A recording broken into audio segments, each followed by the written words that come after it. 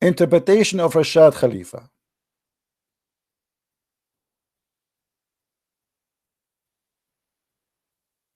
Call me and tell me I accept Rashad Khalifa. Yes, Abdul.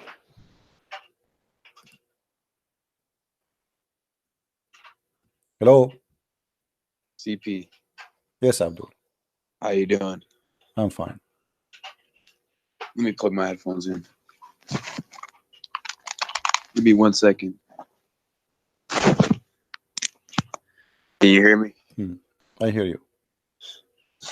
Now, okay. What do you think about this guy? He said he's sending me Rashad Khalifa. I don't know about that. All right. So no, don't tell. No, that's not to jump. Come on, answer me. Be honest. Why I don't know? I mean, suddenly you do not know. You Muslim, you do not know. I'm asking you. What do you think about Rashad Khalifa? And by the way, the idiot, he sent me translation of Rashad Khalifa, not interpretation for the verse. What does he say? What's Rashad Khalifa about chapter 8, verse number 67? What do you say about that verse?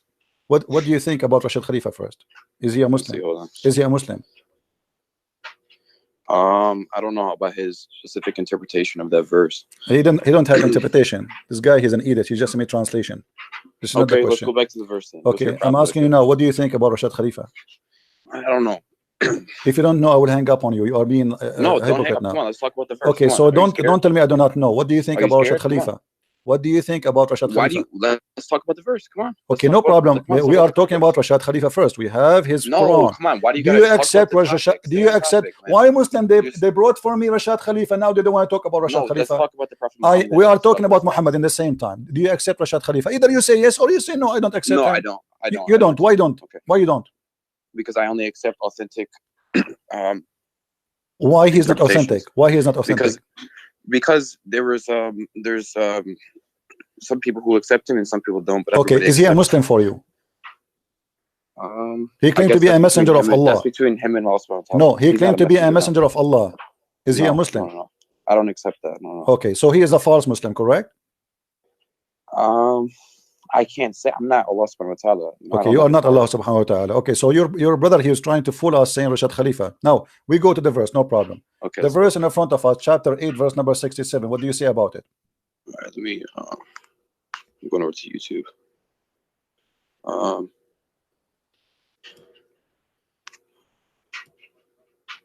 So you see, your brother was lying to us, trying to avoid answering the questions. Okay, so it is not for any prophet to have captives until he hath made slaughter in the land. He desired the lure of his world, and Allah desireth for you the hereafter. Okay. What is this verse about? So that means that you cannot just go and take captives unless that there was a war or there was a battle that had some meaning. So you can't just go to a town and take captives. This is according to who interpretation? We'll look at the verse. I'm asking you, is that according? Okay, I will give you three options. You tell me. I will give three options. Is that according to the grocery store guy, or falafel store guy, or Ibn Kathir, or Al-Qurtubi, or Al-Tabari? It is not for any prophet. Okay, my friend, don't tell me. Suddenly you became an expert. I'm asking you. This is according to who? The meaning you gave me. No, I'm not giving you me. I'm just reading the verse. So no, you are not reading the verse because it doesn't say what you are saying. It says it's not for any prophet to have captives unless he has made a slaughter. So you have to make a slaughter, not go to fight. You have to slaughter. Right. Do you see the word slaughter? Yes. Okay, so you have to slaughter, not to take captives. What the verse saying? Why would they slaughter? Because he don't want to have captives. He want to slaughter them. This is what the verse saying. No. Okay. Hold on. Okay, my friend. Let us not waste our time. Let us not to waste our time and your time. No. Look, Numbers 31. Don't tell me look. Don't tell me look. Don't tell me look. This is a Jalalain. Do you accept a Jalalain? Do you accept a Jalalain? It's the same thing in the Bible. Do you accept a Jalalain? You're gonna hang up. Do you accept a Jalalain? Give me any interpretation. Do you accept a Jalalain? Okay, it's in the front of you. I had to close YouTube because it skips forward. I can't hear. It skips. So you read it. Read it. No, I do not know how to read. I'm illiterate. You read it. Go ahead. I can't. Hold on. I mean, it skips forward around YouTube. I can't hear the voice play of each other. But look, you're so worried about Prophet Muhammad alayhi salam killing when you see in the Bible the same thing. You just don't understand the context. You're saying, oh, Jesus came as peace when he said, I come to bring the sword. And did Jesus kill anyone by the sword he's talking about? Did he have a sword? He killed people with it. You got to understand, Jesus alayhi salam was a great prophet, and he came for what, 30 This is not the question. years Did Jesus kill anyone? This is not the question. Look at Moses, though. This is not the question. This is not the question. This is not the question. Did Jesus kill anyone? From all 12 tribes, this is not the question. 12,000 people. Change the topic. You are changing the topic. Did Jesus kill any? Did Jesus killed anyone? Did Jesus? You mentioned to me. Okay, so you mentioned to me a verse about the sword. You are lying to us. This is not about the sword. Moses, didn't he? Okay, hold on. Let me ask you about Moses. Isn't it Allah? He ordered Moses in the Quran to slaughter the Palestinians. Yeah. Okay, why? What did Moses do? Why? Well, I don't know. Why did he do it in the Bible? Okay. Why did he lead 12,000 in the Bible? Why did he kill? No. Hold on. The Bible have a story. You see, open? the funny about your Quran. The funny dancing about your around. Quran. Why? Okay, the funny about your Quran. There's no story in the story. Suddenly, we hear that Allah, He said to Moses, "Go and take the land I assigned to you." Yeah. Okay. Does it say the same in the Bible that I assigned the land, just kill the people just to take it?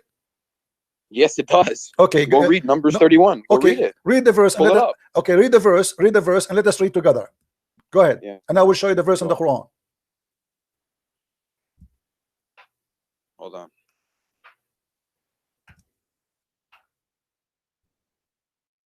Behind 1 second. Add.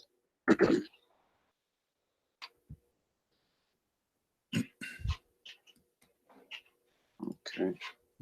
Give me the verse you are talking about, please. Numbers 31. I think it's are you pulling it up? Okay. You tell me. Did you pull it up? No, you tell me where. I don't know. You tell me. I'm learning from you. Okay, hold on. Go ahead. Hold on. Yeah. Right here. Okay, Numbers 31. Pull up Numbers read 31. verse number 1. Go. Read verse number 1. You want me to read it to you? Yeah, read verse number 1. The Lord said to Moses, take vengeance on the Midianites for the Israelites. After that, you'll be gathered to your people. Because so of what they did. Because of what they did. Okay. Okay. So they are attacking them first. Hold on. You see here the line. You see here the line in the Quran. The story. I didn't even say anything. The Quran is a different story. So don't okay, mention. Let's read what happened. No. You said it's the same. You said it's the same. It's not the same. Go to verse number 7. Okay, yes, hold on. Because of what they did to the Israeli. What they did to the Israeli. Okay, good. They were mean. What? No, they are mean only. Moses. Okay. Moses didn't turn. My friend, hold on. Okay, so let us make it straight. Moses is a person who came and he told them that God told me eye for an eye. Is that true? Yeah. Okay. Yes. Now Muhammad is attacking people who did not attack him. Is that true? I would say that's not true. Are you sure? I'm sure. Okay, when you're a prophet, he sent a letter. Okay, can we finish the verse? Hold on. We'll yeah. Okay, you see, first of all, why we are jumping here and there all over? Why we don't? You're jumping now. Why you don't want to read? Okay, why you don't want to read the interpretation? Read the interpretation. The verse we are talking about. 1 second. You call me to read the interpretation, and you are refusing. Why? Come on, I'm not refusing. Okay, read it. This is Tafsir al-Jalalain. This is Tafsir al-Jalalain in front of us. Go ahead. Okay. Hold on. A minute behind now. I was on Google. Okay. Following was revealed when they ransomed those taken captive. Father, it is not for a prophet to have until he has made slaughter in the land, fighting disbelievers. You desire to transmit things. Okay. So both of you and the one who called before you. Hold on. Let me make my comment. Yeah. So both of you, the one who called before you and you were lying to us about the meaning of the verse. How did I lie? What did I say? Because you said it's not for a prophet to take captives until he go in a fight. But this is what the verse is saying. The verse saying that you should not accept them to be captives. You have to slaughter them. You should not take them a captive and later you exchange them for ransom. Set them free. What's set them free here? It says he refused to set them free. People, they are asking, we can listen. It's in front of you. People, they say, okay, we can ask for ransom. The Muslim, they said to Muhammad, we can ask for ransom for those captives. Muhammad, he said, no, we kill them. and he gave a No, verse to himself from Allah. And set them free afterward, either by What grace. he freed? Where he freed them? Where it says, read, my friend, read with me carefully. Yeah. It says here, this is abrogated, later abrogated, because Muhammad, when he need money, he don't slaughter, and when he do not need money, no, he needs to spread the word of no. like He says no. Hold on, and he freed them afterward with the grace or by ransom. Do you see it? Yeah. Okay, so your prophet is the same as ISIS. He asked for ransom when he need money. No, by when, grace. Okay, hold on. Okay, grace. yeah, by grace, because if they convert to Islam. Yeah. Okay, thank you very much. So you're a prophet. So the Lord wants to be worshipped. Hold on. Okay, pagans? so No. but the verse in the front of us says that your prophet says that Allah ordered him to kill all the captives. Yes or no? In this particular situation, hold on.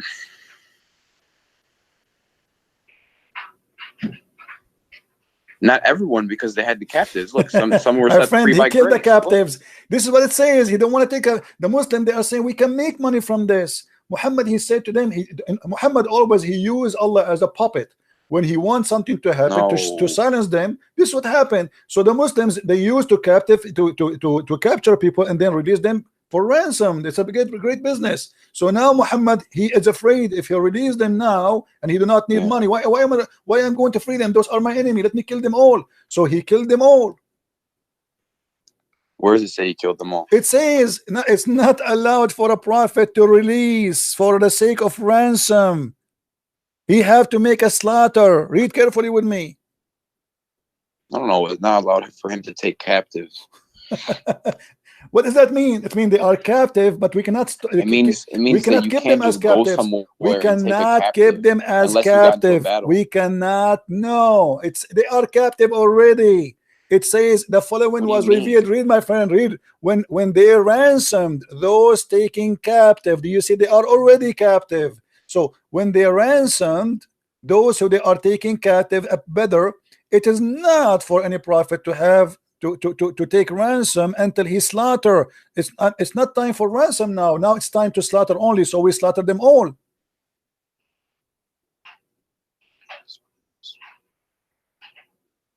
So then who did he set free then?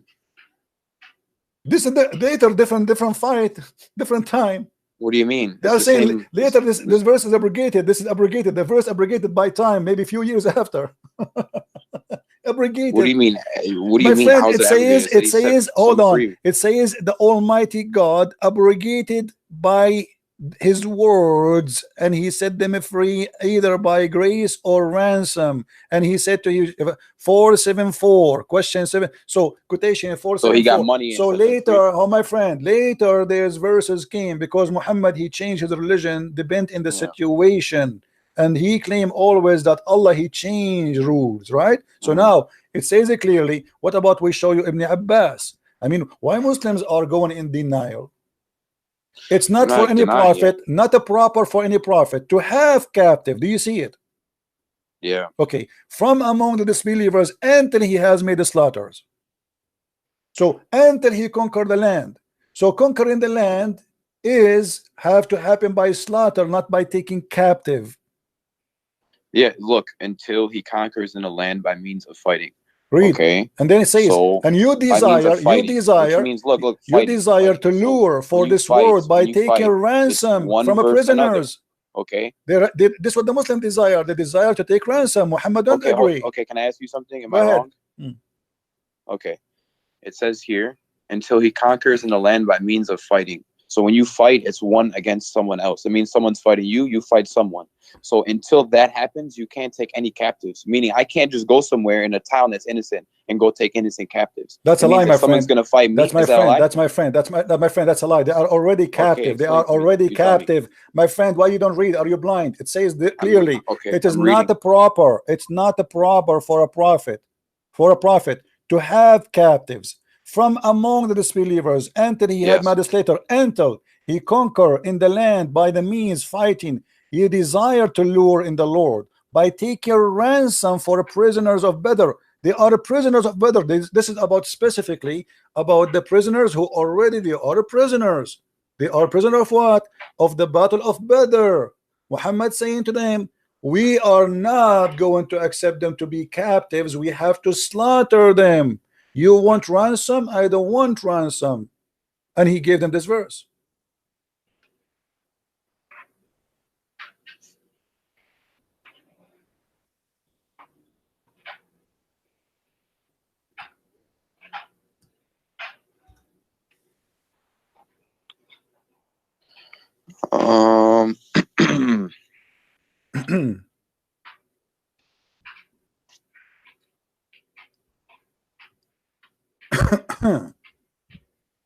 I think that you're misinterpreting the beginning a little bit. My friend, this is your interpretation, and now I am misinterpreting the interpretation. No, It says, I think that you're it not says, my friend, understanding it says they are prisoners of Badr. Does it say the word prisoners of Badr? They are prisoners already. by taking ransoms. Yeah. They are prisoners already. Let me ask you, after your prophet, he Look, ye desire the okay. Lord of this Let us world by prove taking something. ransoms Let us from the prove prisons of something. Badr. Did your prophet? There is any story clearly saying that the prophet he killed his prisoners? Is there a story of that? Hmm. Pull it up. No, I'm asking Just you. pull it I'm up. asking you if there's any stories, like, to make it more clear for you. If there's any story says your prophet he killed his prisoners. It wouldn't be anything that was worse or in greater magnitude than the Bible, because Prophet Muhammad alayhi salam was the same prophet, the same God. So it wouldn't be anything yeah, the worse. same prophet, the same God who kisses stones, right? Now let us read together. No, if this is that's like saying hold on. Is that your prophet or ground, this is my prophet? you know? Is that your prophet? Read carefully. Hold on, it's loading. 1 second. Was killed except one. She was back and belly extremely.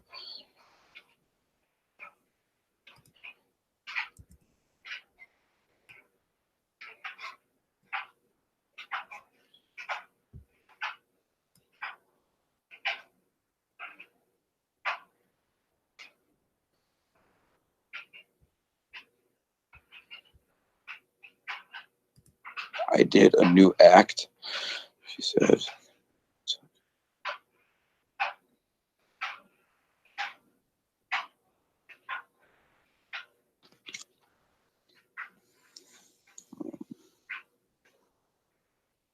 So she was the only one that was killed?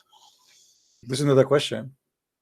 No, I'm asking you. I don't know. I'm asking you, are they prisoners and he was slaughtering them? She was killed. This is another question. I'm not talking even about her now. I'm not even talking about her. Was he slaughtering Was he slaughtering the prisoners one by one? Everyone else besides the women, yeah, because that was okay. So they are prisoners, and he was slaughtering them one by one.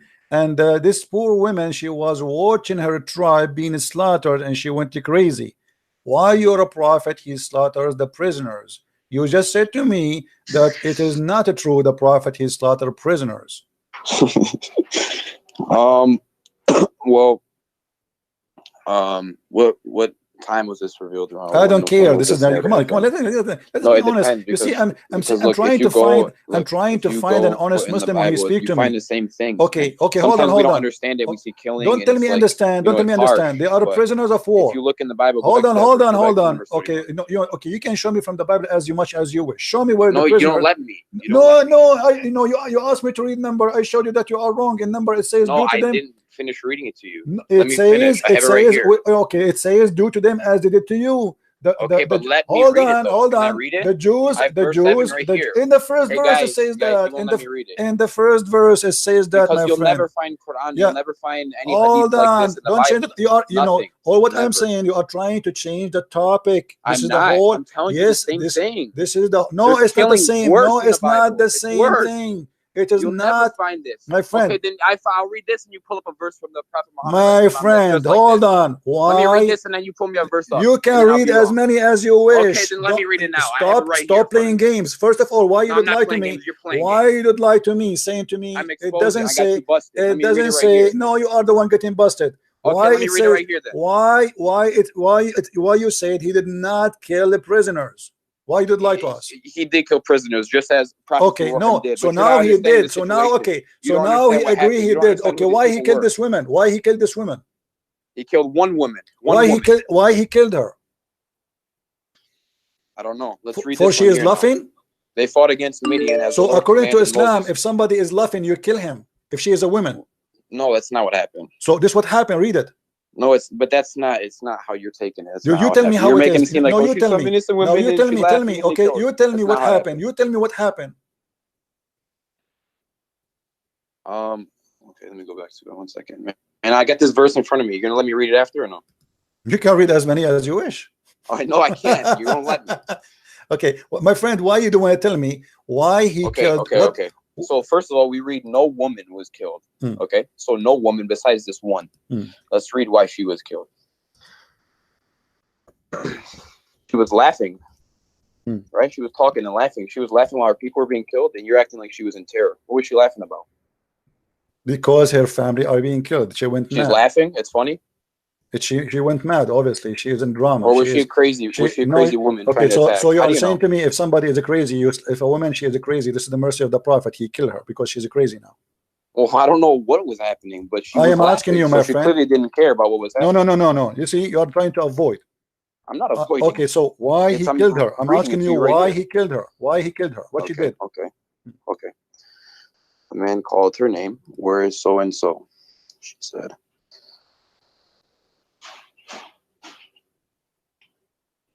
I did a new act.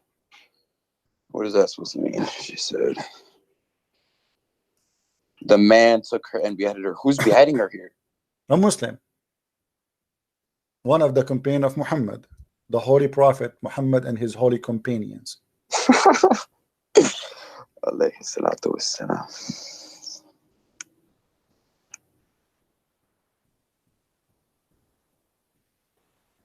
I did a new act.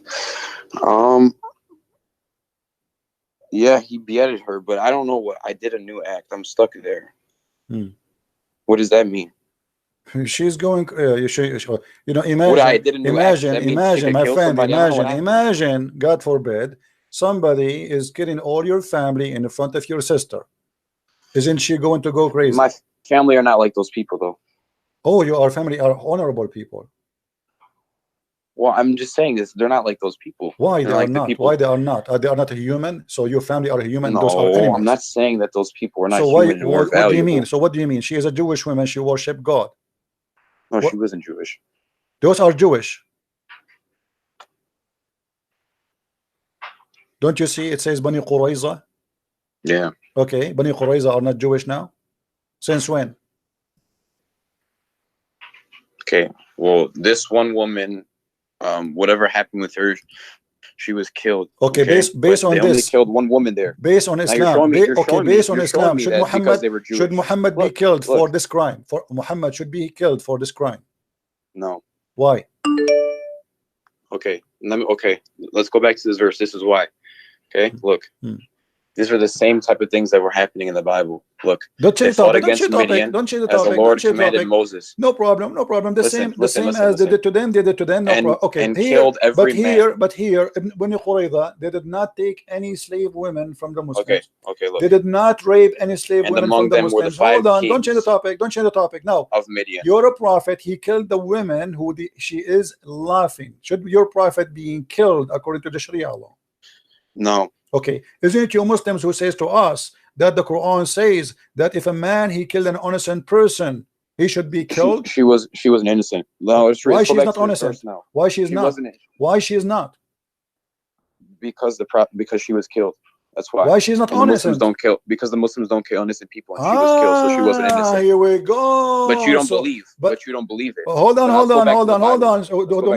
So you are saying to me, if somebody don't believe in Muhammad, he is not innocent, and we should slaughter him. What is it?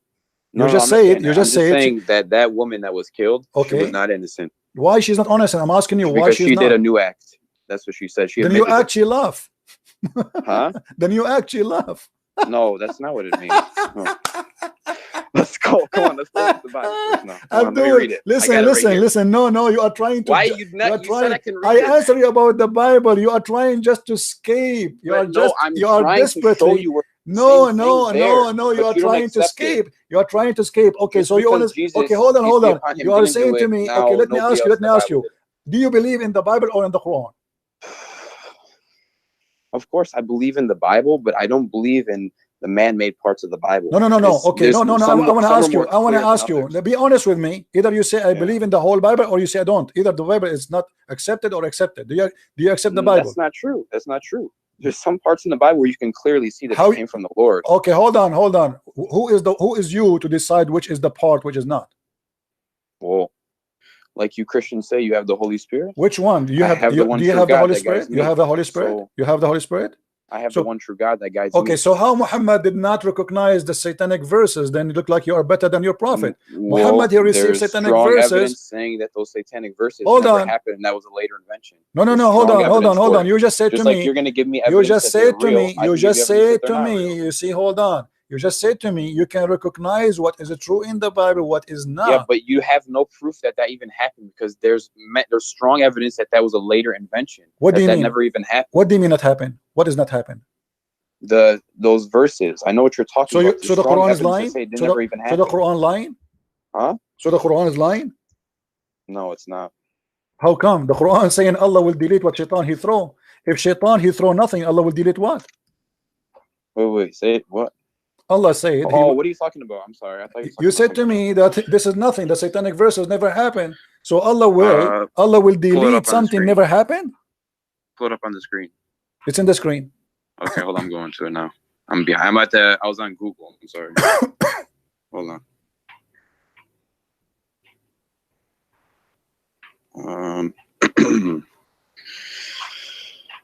Messenger of God with you, but when he recited.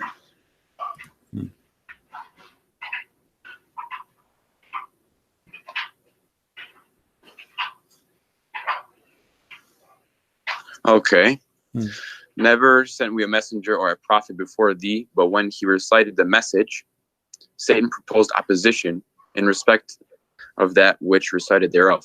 So do you know what that means? No, I do not know. You tell me. So never sent we a messenger. So never has God sent a messenger or a prophet before thee. But when he recited the message, so when he recited the message of God, Satan proposed opposition, meaning right after the message came, Satan came and he tempted. And he tempted. What he tempted? What does that mean? Explain to me. That means he came and he tried to give opposition and he tried to turn him away. What does that mean? Just like how you see, why did Jesus go out into the desert? Okay, this is okay. Hold on. It's the same thing. Let us laugh together. No, when Jesus went to the desert, or he did not actually go to the desert. This is funny. There's no desert. When Jesus he did fasting, right? Shaitan he tried to tempt him, but he failed. Here he was successful. Yeah. Because Shaitan, Allah saying, I will take what Shaitan did. Correct? I will take it from where? I will take it from the Quran. No, he abolishes that which. Abolish it from where? Abolish it from where? Abolish it. That means the power of Allah is stronger than Satan. Abolish it from where? From his temptation. So, like every time. That's not true. That's not true. Okay, explain to me what happened exactly. The temptation you are talking about. Tell me the story right now. Hold on. Tell me the story. Okay, this is the story. I'll give you an example. Okay. Okay, just like okay, look at the golden calf. Look at the story of the golden calf. So the people made the golden calf, and was that around the time? Was that 10 Commandments or was that Abraham? I'm sorry. Is look, what it's trying to say is every time that there's a message that comes, Satan comes and he tries to skewer that message. He tries to mess it up. He tried only, or he put really, or he put really. Did he really put, or he tried only? Huh? Was he successful to put in the mouth of Muhammad? No, Did Muhammad speak? Of course not. Okay, read with me. This is Tafsir al-Jalalain, please. Okay, hold on. Yeah. Okay. Okay. I'm reading now. Tell me to scroll down when you are, like when you want me to scroll down for you. Okay. Is the whole writing showing or not all? Yeah, it is until subsequently at the Okay, bottom. now it So I'll shows let all. you know. I fix it. Go ahead. It's not been commanded.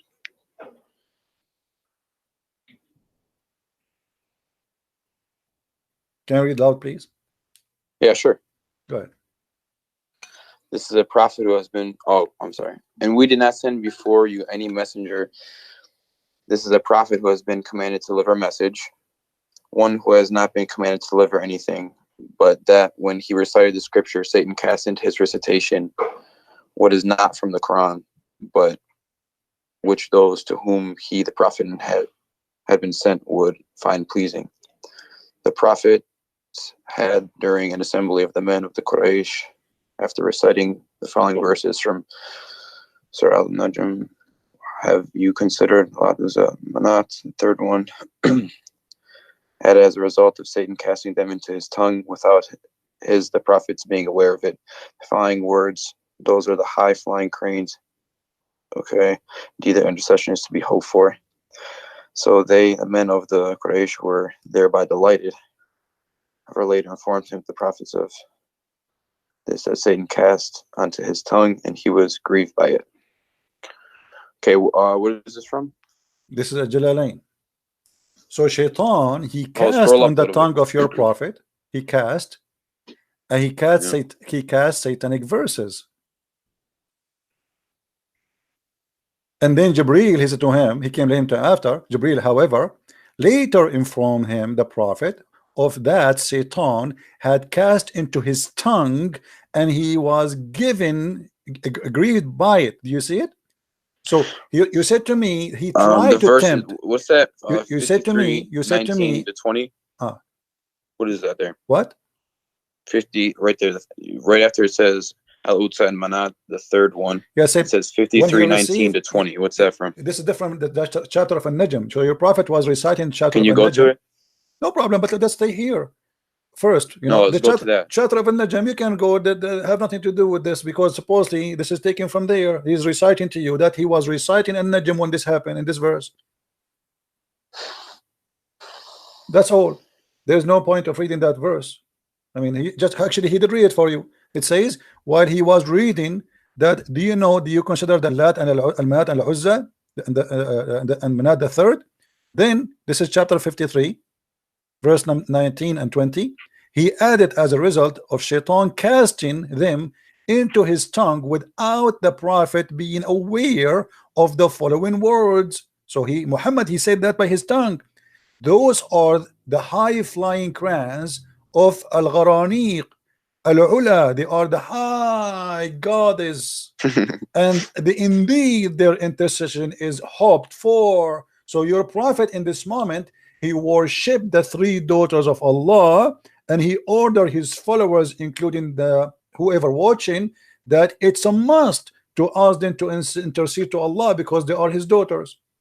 You said to me, oh, that he tried, this is temptation, he tried to give me example, but this is not what happened. Scroll down a little bit. Scroll down so I can read more.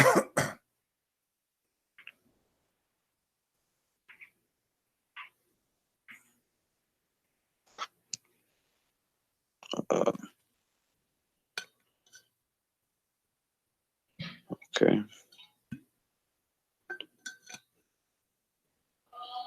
So first,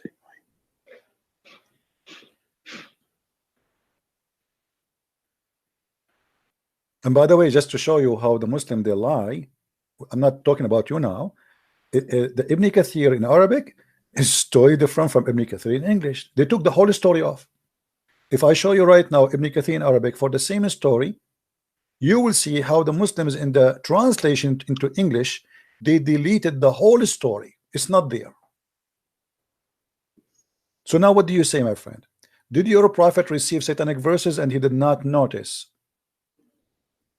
What is this? Can you go up to the top? Don't go down so I can read more. Go up to the top. What is this? This is Tafsir al-Jalalain. This is the official government website of the Kingdom of Jordan, and not my website. Here, if you go down, it says this is a translation of Firas Hamza, Tafsir al-Jalalain, by the Royal of Ahl al-Bayt Institute, which means that the Family of Muhammad Institute of the Islamic Thought, Amman, Jordan. All right, this is an official Islamic government website. Now, as you see here, your prophet received satanic verses, and now here we want to ask you a question. As long we came to the conclusion that this is really what happened, how we can trust Muhammad that he is not a satanic prophet? Well, see, you're showing me this here. I got to do some more research on this, but we did research already. Here we go. I mean, did you do research more than Jalalain? I mean, are you saying to me that you are more scholar than a Jalalain? I'm just saying I'm not going to jump to a conclusion, because I don't do that. I usually okay. Let us go by the story in front of us until you find me my friend. Until you find me until you do your study. For now, the story in front of us based on this. How we can trust Muhammad to be a prophet of Allah if Allah is God, not a prophet of Shaitan? There's countless reasons. Why? That's kind of like a silly question. Why? You go, hold on, guys. This is a silly question.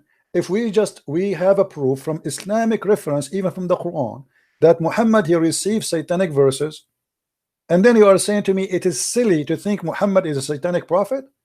If he admit that this was not from his God, this is from Shaitan, and then the angel came to him and he says to him, according to Muhammad, you see, Allah said, Muhammad said, we have no witnesses. The only witnesses we have, according to the story, people they saw Muhammad praising the 3 daughters of Allah. Now, because of that, Muhammad he been exposed, he got busted. Okay, the only what I can think of right now until I do more research is this. So just like, okay, I'm gonna go back to the example of Jesus when he was fasting. Why would he even be tempted if he couldn't sin? You know what I'm saying? Or if he couldn't make a mistake, or if he couldn't slip up. Yeah, reading translation. The word tempted. No, there, my friend, what I'm saying tempted, is like tempted as a past tense does not mean that he was tempted. He tried, Shaitan, he tried. Jesus, he told them, turn this rock into bread. He told them, jump off the edge and your angel will save you. So the temptation is Shaitan, he wants something. Jesus did not do what Shaitan he want, as simple as that. Here, you're a prophet, he did what Shaitan want. No, what I'm trying to say is hold on, my friend. Because Shaitan the prophet hold on. Here, you see that the danger here is not only Shaitan, he did not tempt Muhammad. Shaitan, he spoke by the tongue of Muhammad. How that can be? Well, he recited the verses, is what it's saying there, and he later I am took reciting. it back. Okay, my friend.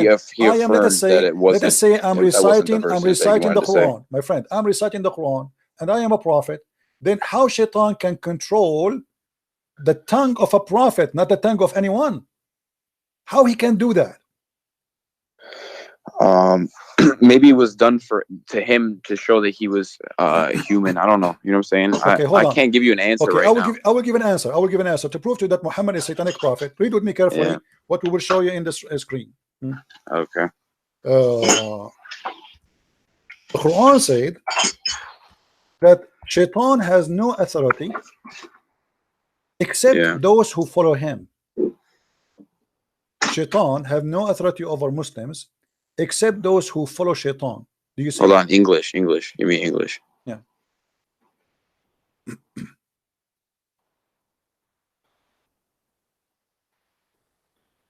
Okay. So what the verse saying here? You have Allah speaking to Shaitan, saying to him, you have no authority over my slaves. Who is the slaves of Allah? Anyone who believe in him, correct? The Muslims. Yeah. Okay. Yeah. Except those who follow thee. So Shaitan, he have no power over Muhammad unless Shaitan and Muhammad are friends and Muhammad is following thee.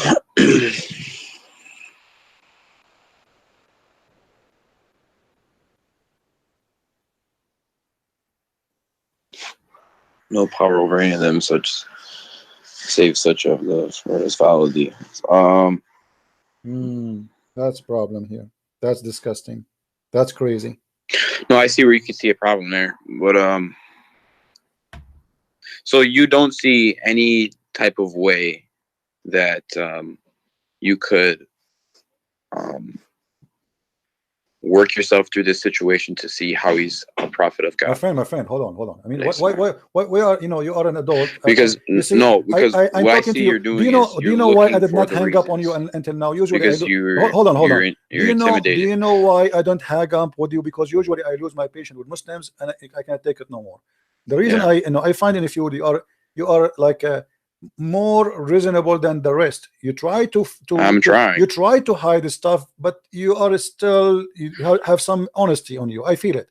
Now I'm asking you, the verse in front of you, it's very clear. It says you have no authority. The only thing I could see is that he's not following him, because that's the whole point. He's not following him. Hold on. No, the other verse proved to us that he's following him, because you have no authority over my slaves except those who follow thee. How Shaitan was able to control the tongue of Muhammad? The verse here saying that Shaitan have no authority over anyone who is a normal Muslim. What about someone he is a prophet of Allah? So you have no authority over my slaves. You have no power except only those who follow thee, not tempted by thee. They follow. So here Muhammad, in order to be under the authority of Shaitan, he have to be from one who follow thee. If the Quran is the book of God and God is saying the truth, I'm gonna ask around to see, because that it means one of two things. It means that either, because it says here that he has no power of any of them unless they follow him. So it means that either he didn't say those verses because he has no power, or it means that he did say the verses and there's the problem, like you were saying. So that's why some people don't accept those verses, because of this verse right here. You know what I'm saying? The verse. The problem is, do you speak Arabic? No, I don't speak Arabic. The problem, you don't speak Arabic. In Arabic, it says clearly that he received the verse, because in Arabic it says that whatever Shaitan he cast into the tongue of the prophet, Allah will take it away. It doesn't say if Shaitan he try. It says whatever Shaitan he did, Allah will take it away. So we cannot say I'm going to research. Isn't that kind of like when, if you like say a cuss word that's kind of like a bad word, but then you ask for repentance, and Allah takes it away? My friend, let us be honest here. He is reciting Quran. Yeah. Okay. The word of God should be protected by God. This is a special thing. It's not I'm talking to you. Okay. Sometimes I make a mistake. I want to, let us say a mother, she want to call her son. Instead of calling Ahmed, she called Muhammad. Correct? Yeah. Okay. But this is a different story here. Here we have a special delivery of the word of God. So how Allah preserved his words, he should not allow anyone to play with them. Here we have a big problem. Nobody can and no one can have authority over my slaves except those who they are bad, the criminals, those who follow thee. And then we find that Shaitan, he controlled Muhammad. Secondly, my friend, and I want you to be honest with me, how I know that this verse itself, the one it says that whatever Shaitan he cast, Allah will take it off. How we know that this verse itself is not made from Shaitan himself?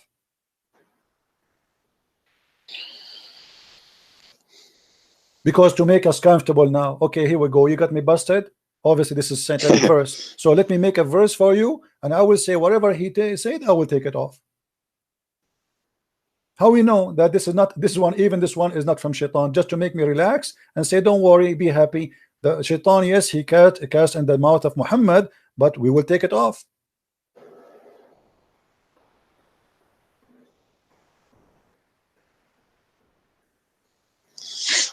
I don't know, man. On this one, I don't know much about this.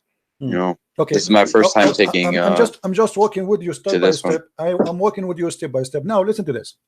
If there is a guy, if you are a judge in a court, if you are a judge in the court, and somebody says to you that this witness, he imagined things happening, do you accept him to be a witness? So I'm sorry, say it one more time. Somebody he imagined things happening. He imagined, he have an illusion, he have a mental illness. Do you accept him to be a witness in the court? No.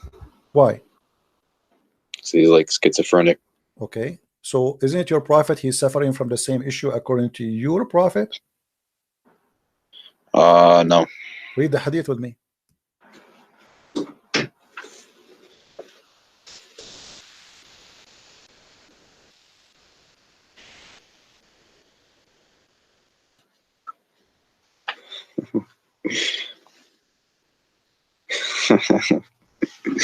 Why you are laughing at? Are you laughing at your prophet now? Come on, that's not right. I mean, show respect, please. Show respect, please, guys. Please tell this guy to show respect, not to laugh at his prophet. No, man, I'm laughing. Because already you got your prophet busted. You said you will not accept him because he have what? Schizophrenia? You said that, right? I don't know how to say it correctly. Say it again, please.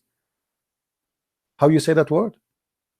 Schizophrenic. Schizophrenic. Okay, that's a big word for me. I need like a week to learn it. So your prophet obviously is suffering from the same issue. How we can guarantee that when he says that he is receiving satanic verses, he is not just a madman, or even in the best scenario, he is really receiving satanic verses? How we can trust this man is even seeing God or seeing an angel, or he is receiving the Quran? How you can trust him? You just said to me, I will not accept him even in a court, in a normal court, like somebody witnessing for anything. It's just a stupid court. Yet you accept such a guy to witness for you for God. Yeah, I've never seen this one. Okay, so what we would do now? What do you think? That's tricky, man. I don't know. And by the way, this is sahih. We cannot say it's weak. Yeah. Okay. Now, additional thing. What about Muhammad? Even his sex was not true. Is what? Even his sex, he never had sex for real. He imagined having sex. Well, you are laughing. Show respect, my friend. Come on. Read carefully with me. The prophet continued for such and such a period of time, imagining that he had sexual relationship with his wives, but in fact he did not. Like a wet dream or something? No, that's not dream. No, that's not dream. He think he did in daytime. He think he is having sex, but in fact is not.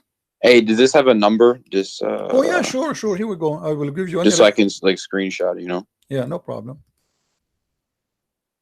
This is Sahih al-Bukhari, hadith number 6063. Do you see it? Let me put this in notes. Book number. You said, what was it? 6063?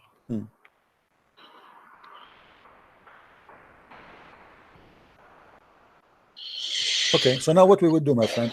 You see, I'm honestly the only reason until now I did not hang up on you, because first you let me talk and we can talk, both of us. We don't shout over each other. Secondly, I'm seeing on you that somebody trying to find out maybe Christian Prince is not lying. Maybe, you know. Let us see if he is. Maybe I'm showing you in the screen what I'm saying. I respect you. Okay, I respect you. You know? So, my friend, can you accept really a person? You are the one who said you will not accept a person who imagine things to be a witness in the court. And it's proven from Islamic stories. The one is witnessing here is the wife of the prophet. I mean, this is not an enemy. This is not this is the most respectable women in the history of Islam, actually, for the Muslims. So how in the world we can accept Muhammad to be a prophet? Read with me what hadith here it says. Do you see it says bewitched? Yeah. Okay, what bewitched mean, you know, in your definition? Bewitched. That's like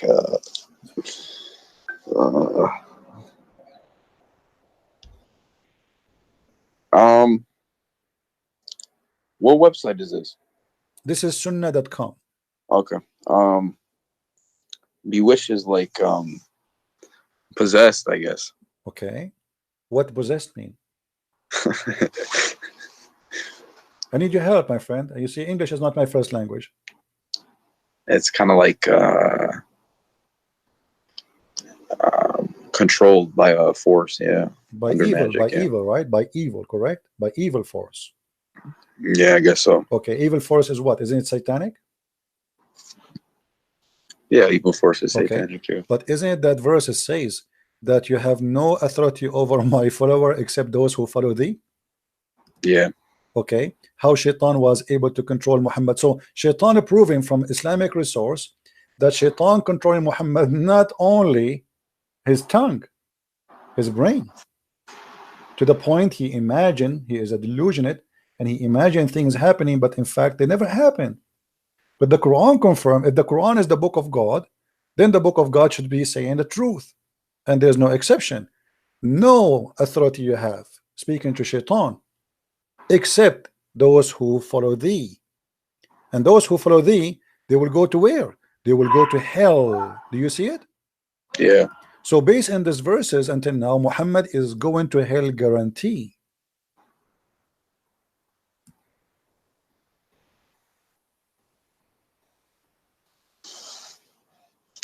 Yeah, I understand your point here. Are you leaving Islam now, or you will leave it tomorrow? Huh? Are you leaving Islam now, or you will leave Islam tomorrow? Well, I mean, I don't. Well, I wanna ask, you know, some people about this and see what they have to say, because my friend, let me ask you, what people they will say to you? I'm showing you the I don't know. I mean, who you will ask who is better than Sahih Bukhari? I will tell you what they will say to you. The brother, this is a false story, brother. The prophet did not do. Okay, come on, the books, all Islamic books saying that. I mean, what false story? Even the Quran saying whatever shaitan casts, Allah will take it off. How he will take it off if it's not there? I mean, it's funny. It's going to say I'm going to take it off, but there's nothing to take off. That is even stupid. That will make the Quran a stupid book. So the Quran confirmed the story, the Hadith confirmed the story, and the interpretation of the scholars confirm the story. And the same time, we have Sahih al-Bukhari confirmed that the Prophet was bewitched. And by the way, bewitched is bigger than just casting a verse of in the Quran, because bewitched, that means. What's the word in Arabic? What in Arabic? Yeah. Suhira Rasul. Suhira.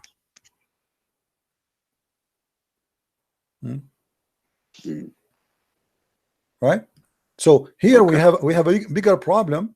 Okay, here it says أن النبي صلى الله عليه وسلم سحر حتى كان يخيل إليه أنه صنع شيئا ولم يصنعه. So the prophet of Allah was bewitched to the point he imagined himself doing something, in fact he did not. Okay, what if Muhammad he was imagining that he saw Jibreel? What if Muhammad was imagining he was receiving? Well, he couldn't have imagined that he saw Jibreel. He saw, you know, something. That wasn't an imagination. Why not? Well, because he couldn't read or write, so something was giving him the knowledge. My friend, what I mean, what does have to do with reading or write? Let me tell you something. No, because a man cannot just come up with that randomly, you know. No, he can. The Quran is the most silly, stupid book. What are you talking about? You see, because for you, I'm not insulting. No, there's a lot of scientific things in it. What's scientific? Okay, show me one. Okay, hold on, guys, hold on. Our friend here, his conversation is getting even nicer. This is my challenge. Pick up for me one scientific, anything you wish, the best you have, and I will get it busted in less than a minute. Okay, go to Surah Al-Ankabut. Al-Ankabut. Okay, what it says? What was it? It was in the verse, Allah subhanahu wa ta'ala says about those who take protectors other than Allah is like that of the spider who builds his house, the flimsiest of houses. And in that verse, it's the Arabic conjugation, the female conjugation of the spider building the house. And they didn't know that the female spider builds the house, but nowadays we do. There's one. Okay, my friend, can you give me the verse to be sure that we are talking about the same thing? Hold on.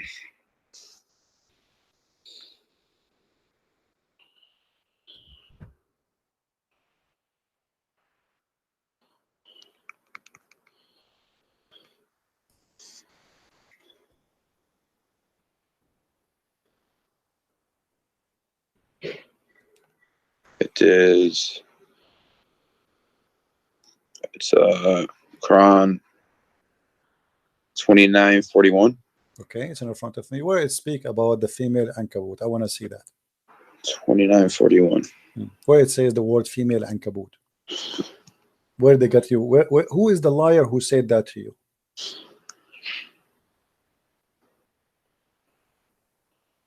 Unto herself a house. Where is herself? What her house? she taketh unto herself a house. What she? This is the translation. In Arabic, it doesn't say that. What does it say? No, it says اتخذت. Al-Ankabut, اتخذت. It took.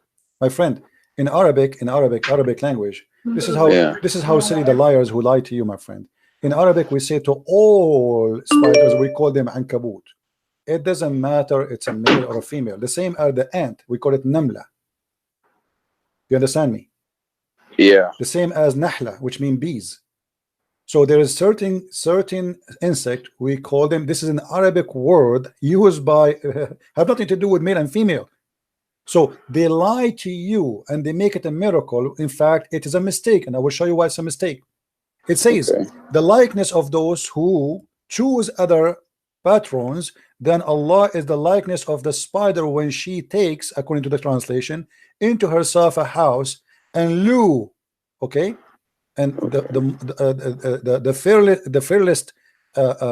frailest of houses is the spider of house. Actually, it is the most strong house, and I'll explain that to you. You see, when you compare, when you, hold on. I know about this spider. No, hold on. But before we finish, my friend, 86, let me show you the mistake. Let me show you the mistake. Before we when we compare, do we compare my house to a house of a spider, or I compare a house of a spider to a house of other insect? Well, it's saying, because the woman builds it, and there's the man is the head of the house. There's no women, my friend. The same lie, my friend. The male after my friend. If you go to dictionary, you can go right now. Take the dictionary. You will see the word Ankabut is okay. What is the word male for Ankabut then? Teach me. No, it's when she builds. No, doesn't say that. Right? Doesn't say that, my friend. This is a female word, which means this is a word we use for a spider. It's a female word. The same as we say, there's certain words we say nahar. Nahar is not a female word, but is the nahar, which means river. Is it a male? It is not. In the language, in Arabic language, we have male and female words. So insects, most of them, we call them female. As an example, we say namla. No, but the point in this verse was supposed to be that she taketh. Friend, no, it says al-ankabut. How did he know that? No, it's not she take it. It's not she take it. Okay, do you want me to show you the interpretation? It says there's no way it says that this is about she and he. Come on, my friend. It's a female spider. It is not. It's not. It's a lie. It's a lie. Nowhere. What do you mean? It says right there. It is not. This is a translation. It says in Arabic, it took. I can show. Okay, I will take the whole word. Here we go. Do you see the word اتخذت here? No. Okay, hold on. From the spider when she takes under herself a house. This is the word. This is the word اتخذت. The word اتخذت, right? Not the word. No. This is the word. They are translating the word she took from the word اتخذت. This is the word. They are translating that. So they say she took, but the fact here there's no she, and there's no female. No, I don't think that was the word. My friend, it's in front of you. Where is the word she female? Ankabut. Where it says that? If I show you now the dictionary, do you agree with the dictionary? No, I don't think it's that Arabic word, but I forgot what it was. So let's go to the next verse. Okay, next verse. What verse? Give me. Okay, Quran 86, verse 1 to 3. Okay, 86. 86, 1 to 3. Okay. All right. Quran 86, verse 1, 2, 3. Okay, where is, are you sure? Sorry, 86. You said 86. 86, yeah. Okay, are you sure you want to choose this one? I warn you, this is a bad one. Very bad choice. I'm telling you. I mean, this is horrible. You have a horrible choice now. But anyway, it's up to you. Go ahead. What is the? Hold on. Go ahead, read it.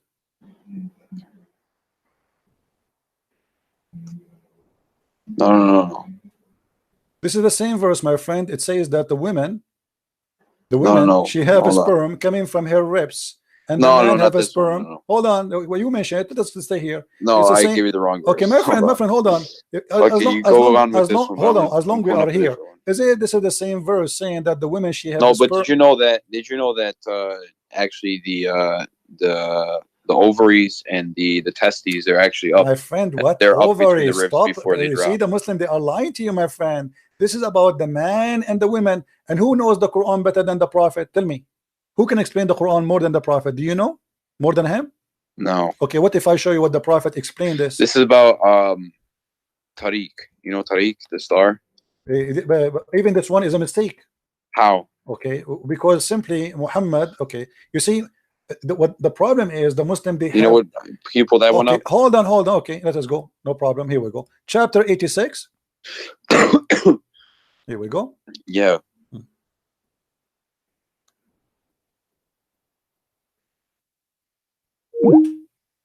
No, I lost you.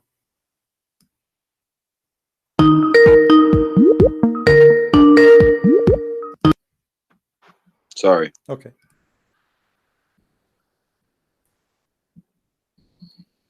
The star at-Tariq is a morning star, which is nothing what the Muslims they speak about.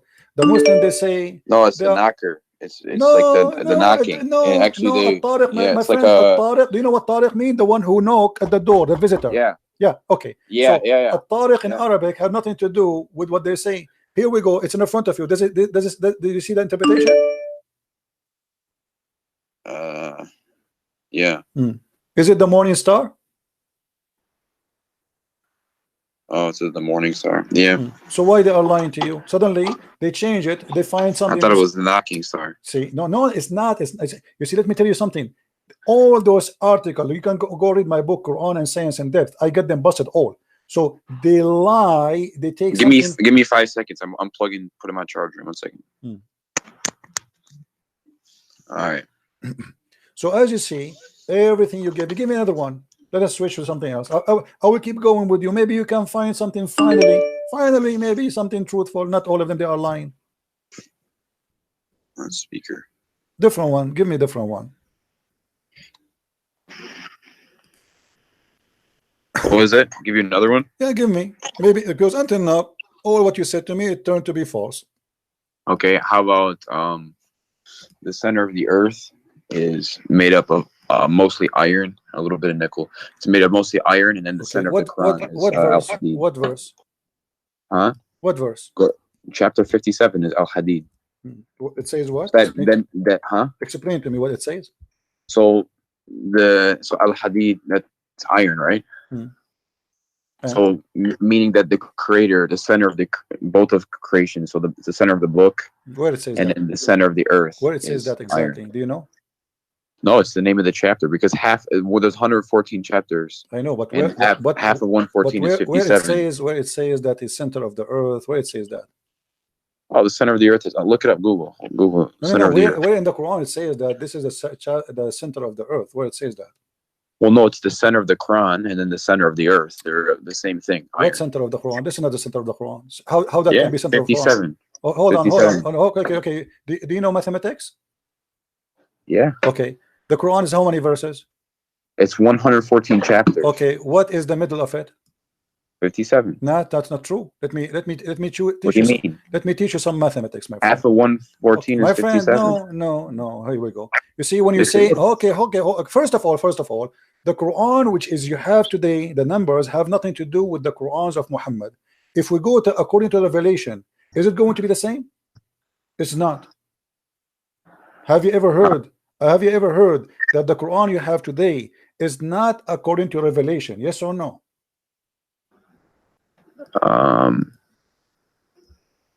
Yeah, I've heard that. But okay, what is the number according to Revelation?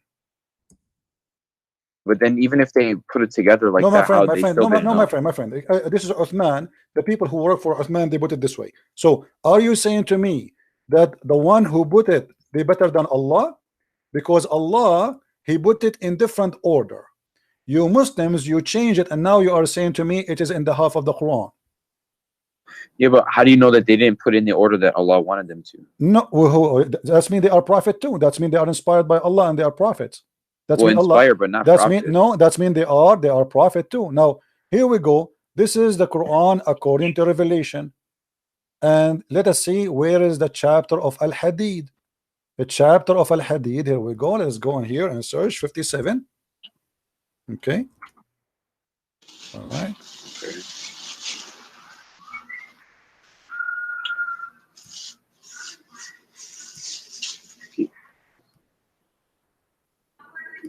Okay. The real number of 57, according to Revelation, is a chapter of Luqman. Do you see it? Yeah. Okay, so now we go. Well, we're not done actually. Let me show you something stupid here. You see, they are the one who mentioned this, so we have to deal with it now. You cannot escape it. Sorry, I mean, you are the one who brought this to yourself. So you gave me a verse saying that this is a proof that Allah is God. This is a proof that Allah is false. Read with me carefully. Yeah. It says what? وَأَنزَلْنَا مَعَهُمُ الْكِتَابَ وَالْمِيزَانَ, and we send with them the book. This is a translation here says a proof. Doesn't say that, by the way.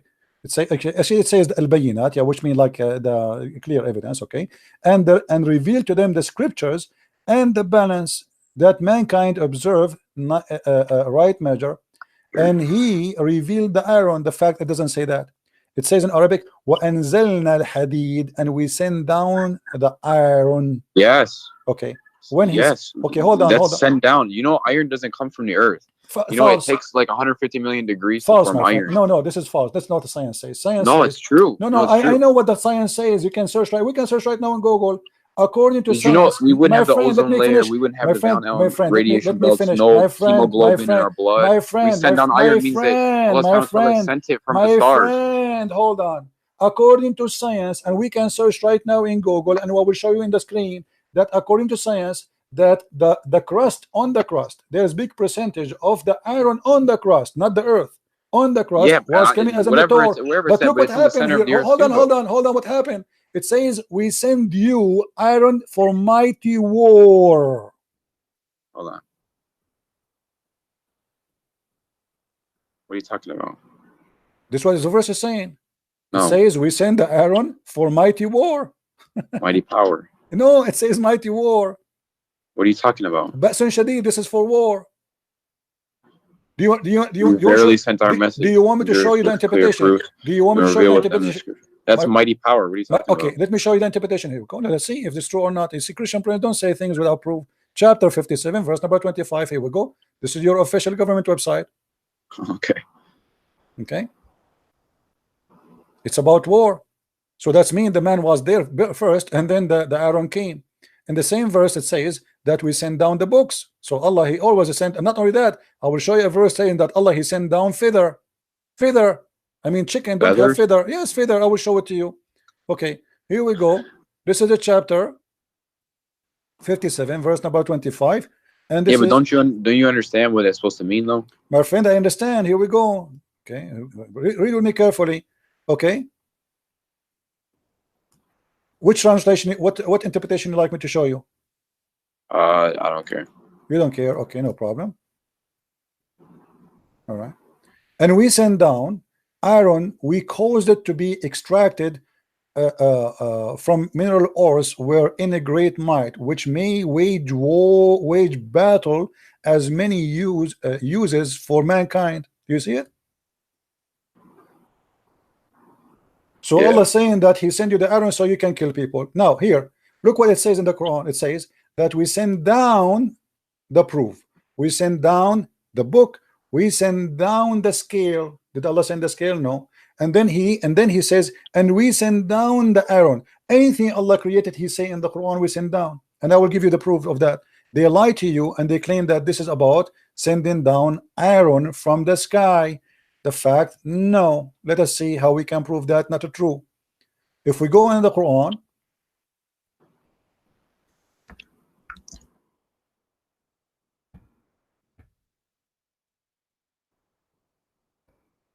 one of the problems Muslims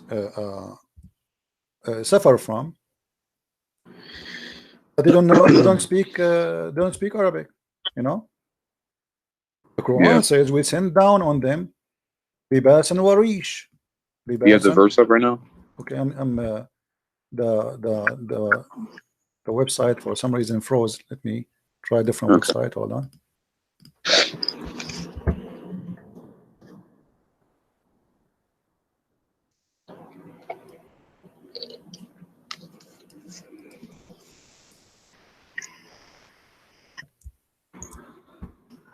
Do you accept that Jesus prayed like Muslims do today? Let's change topic, please. No, I'm just asking. O children of Adam, we have revealed into you the remnant or to cancel your shame. Okay, so Allah He sent down. You see the translation is here. We send, we reveal. The fact doesn't say that. It says we send down. Change the translator. It says Allah, anything you have, it says we send down. We send down. Here he said we bestowed. We bestowed. What bestowed mean? Like we have given. Okay, no, in Arabic it says وَقَدْ أَنزَلْنَا. This is exactly the same written in that about the Aaron. أَنزَلْنَا عَلَيْكُمْ لِبَاسًا يُوَارِي سَوْآتَكُمْ. And we send down on you. Change the translation. Let us see. We keep changing from one to one. Shakir. Here we go. This guy, you see it? We have indeed sent down to you clothing to cover your shame. Okay? In the top of that it says warishan. Here they cover that. It doesn't say, they didn't say rishin. Rish and feather. Rish, the word rish is feather. This is the word rish. So it says the same thing. No, the translation is wrong. They hide the same thing as the hadid. Yes, we send down clothes. Did Allah send you clothes really? You see, we're trying to have an honest discussion. They lie to you. So how come if that one it says we send down, and this one it says send down? So how here they did not say, okay, we discovered that the underwear I have is sent down by Allah, right? Yeah, it's a lie. And not only that, here they hide in the translation there the word rish. According to the Quran, Allah even rish, which is feather, Allah He sent down. Even feather, which means the chicken was naked, and Allah He sent her a package in Amazon, and she received her feather. You see, the word feather is gone. I cannot find it. I cannot find one translation saying the word feather. And change the translation from one to one. You know, not even one of them is coming with the word feather. Yeah, where is the word feather? I don't see it. So they lie to you. You see, they are desperately trying to find a place where they can make a science out of nothing. Give me another one. Let's continue. Until now we found zero.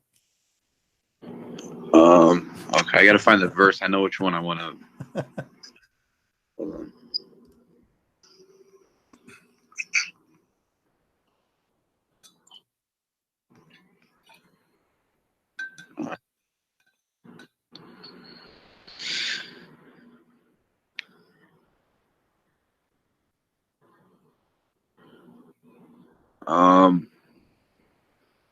Surah At-Takwir. Okay. 81, 15 to 21. At-Takwir. What the verse saying? 15 to 21. Okay, tell me what the miracle there. Hold on, let it load on the screen real quick.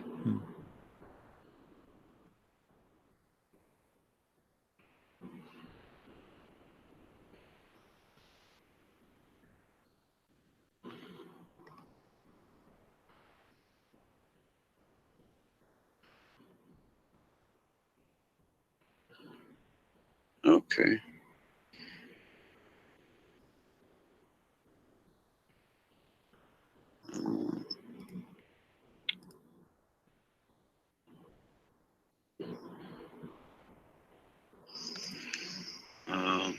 Does it say?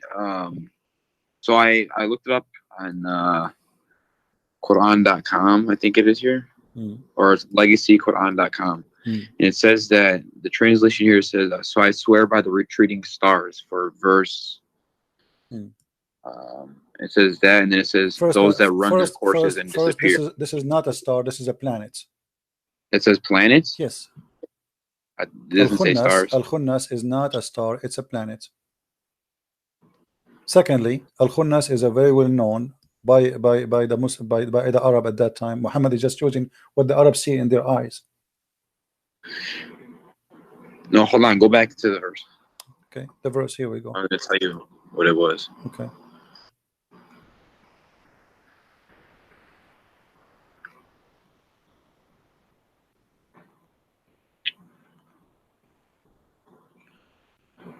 Okay.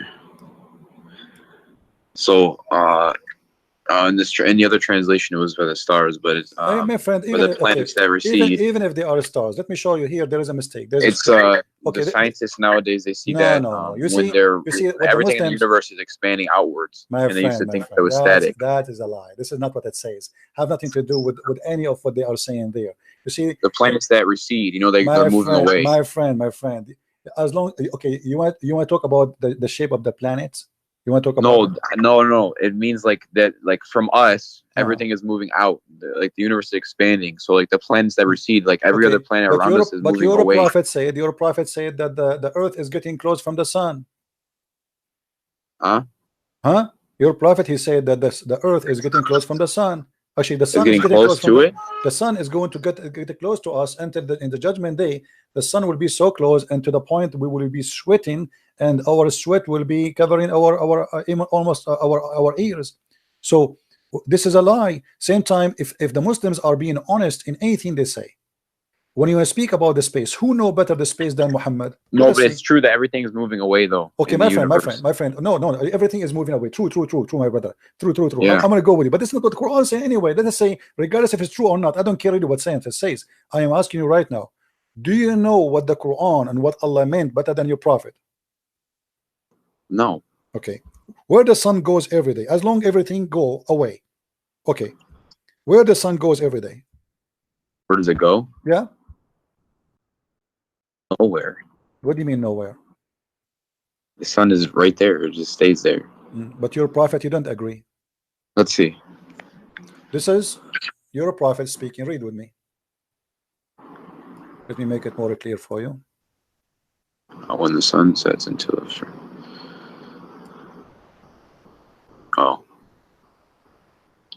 sun goes. So here we go. Your prophet here saying that yes, the stars goes away. I agree with you now. Are we happy? And then a time will come when you're about to pray.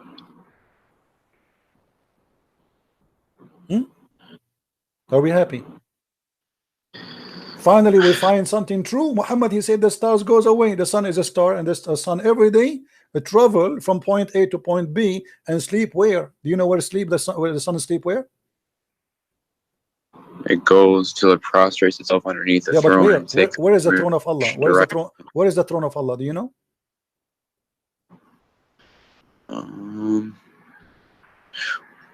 Well, that's I don't find a problem with that. Hold on. What do you mean you don't find a problem with that? No, hold on. Oh, let me read. Hold on. And then not be accepted.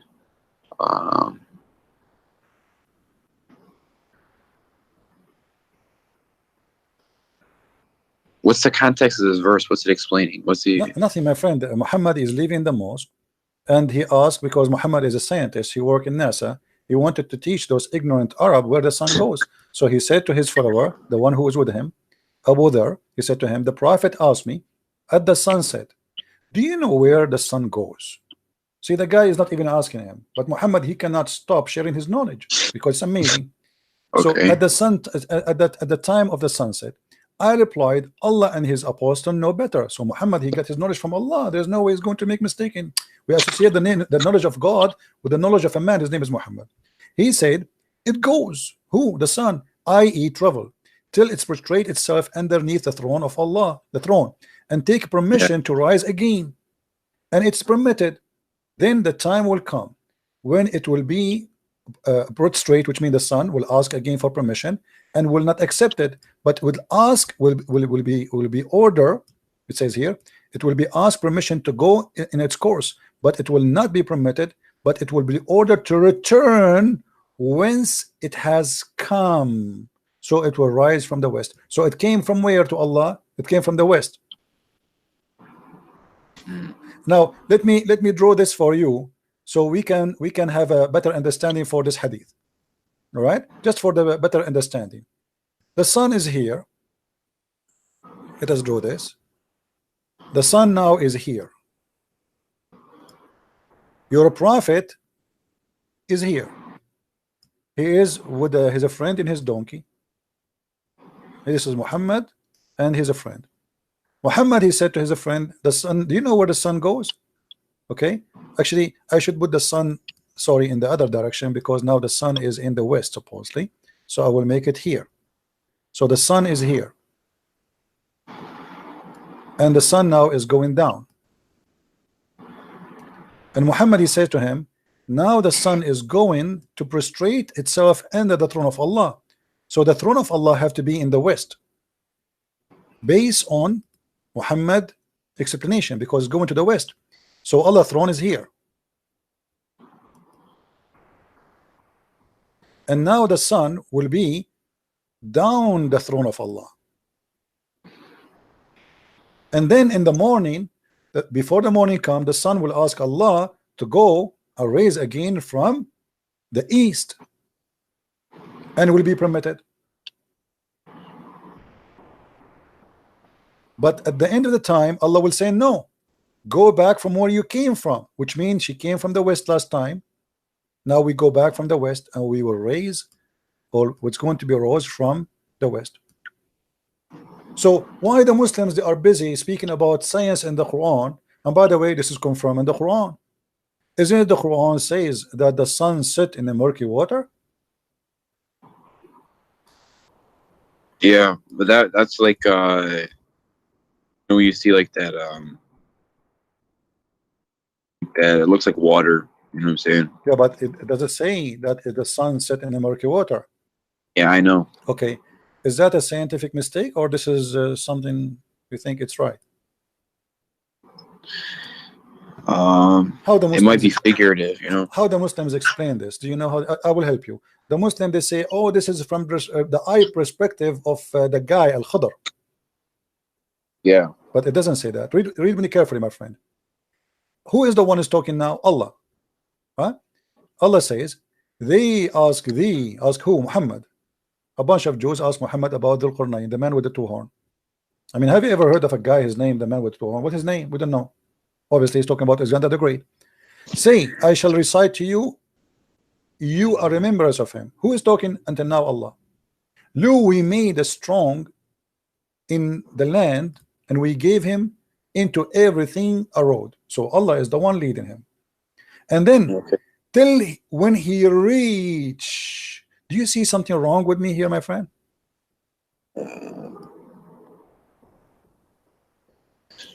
Who's talking? Okay. Allah is talking.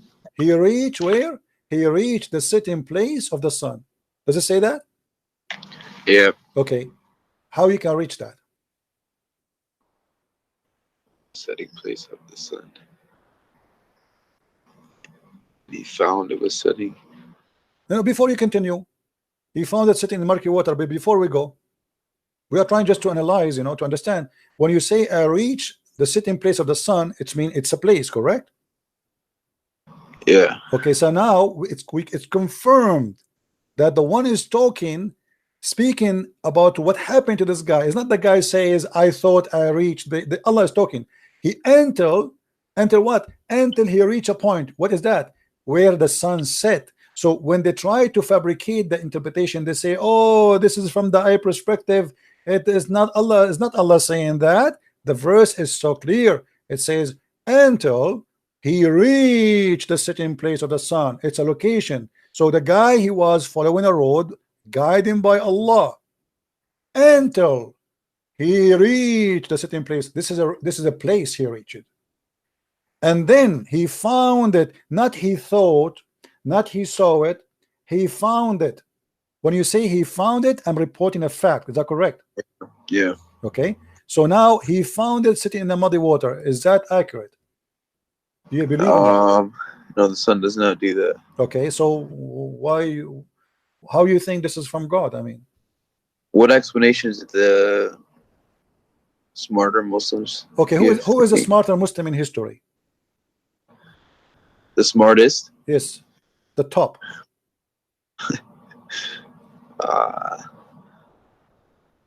Muhammad, maybe? Muhammad? Of course. Okay, what if I show you what Muhammad said? What you would do? Let's see. Okay, let us see. Because now the Muslim, they would say, oh, Muhammad, obviously he's an idiot, he do not know what he's talking about. Here we go. This is your prophet explaining the verse.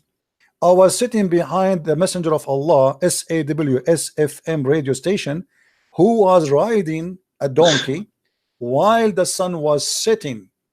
He asked, do you know where this set? I replied, Allah and his apostle knows best. He said, it's set in a spring of warm water. Oh.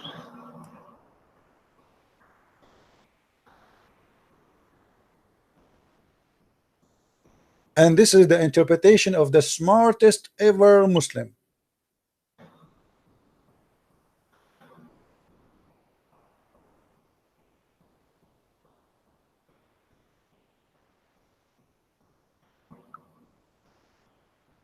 Have you ever had another Muslim try to tell you what this means? All Muslims are the same for me, my friend. Like, you see, you are a nice person. That's why I did not hang. I'm surprised. I mean, how in the world I survived to talk to you all this time without hanging on? Because usually I'm like, you know, everybody knows, like in the last 2 weeks I have blood pressure from shouting, screaming. So when we talk to Muslims, the second you show them something stupid, they start screaming, shouting. They will not let you read. I mean, but you are not doing that, and I respect that on you. Now you tell me, what is that? Now let us assume they will say to you, this is Dave. It's not. You know the story, right? You know the story of Dave, Sahih, you know the story, the song.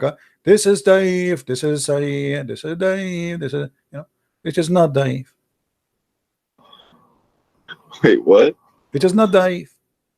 The hadith is not Dave. This is a proven story, and the reference is all over. So Muhammad, he agreed with the Quran. Why Muslims, they lie and they say, oh, this is from the ayah perspective, this is not what Allah is saying. So the verse saying clearly, he reached the sitting place of the sun. How in the world you can reach that place? I can reach that when I am sitting in my ass right now. From my window, I will see the sunset in a few hours. I do not need to go anywhere. Right? Yeah. Okay, so this is a lie. Not only that, look what happened. What about a few verses after? Here, the same story. And then he changed the road. He took different highway. Okay, now till when he reached the rising place of the sun. What the heck is that? Do you see it? Yeah. Okay, how he reached the rising place of the sun? Where is that? You tell me, help me. I'm listening.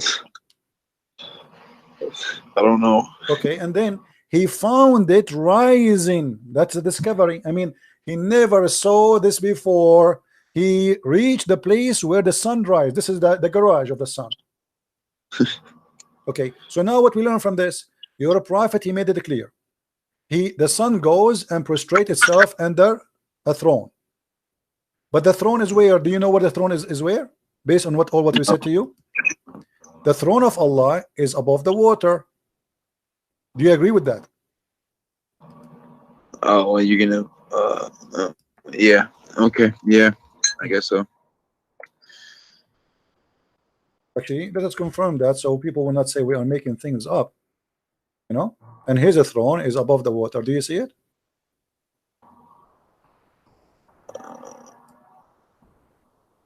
Hold on.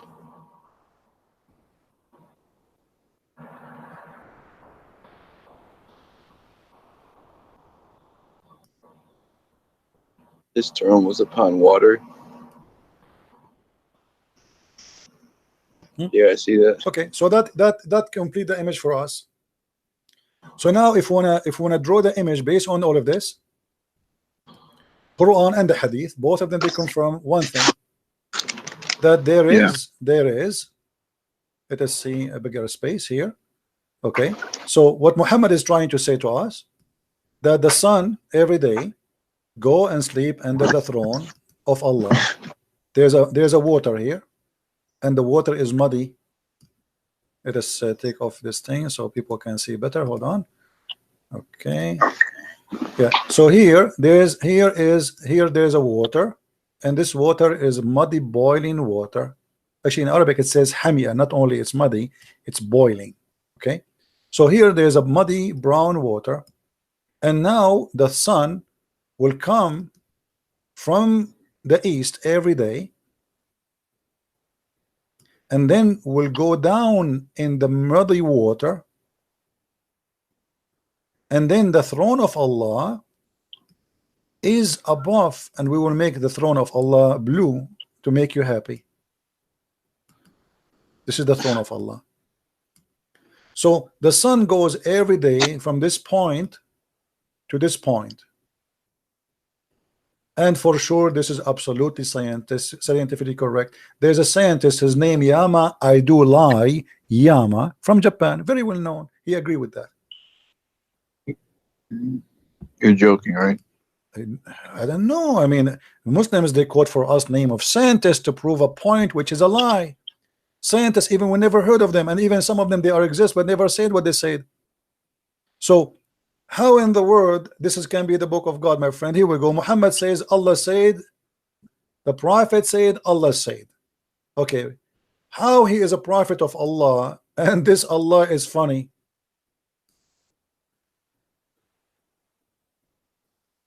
How this can be from God? I mean, honestly, my friend, I don't know what's your name. What's your name, by the way? Angelo. Okay, how in the world do you want to stay as a Muslim?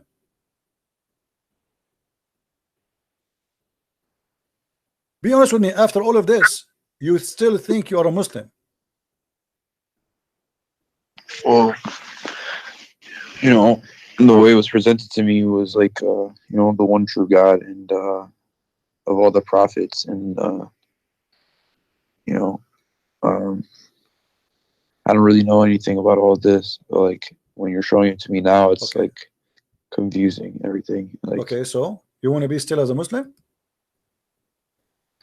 well, I want to understand, like, I mean, come on, my friend. Listen, are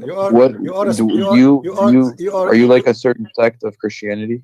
Hold on, I'm not. I don't follow a sect. I follow Christ. I don't follow a sect. Why am I follow a sect? You're not like, you're not Catholic? I don't care about all those names. I care for following my Lord, my friend. So like, you know, like Jesus, when he said to pray, like, how do we have justification that we're supposed to pray to Jesus? But what do you mean?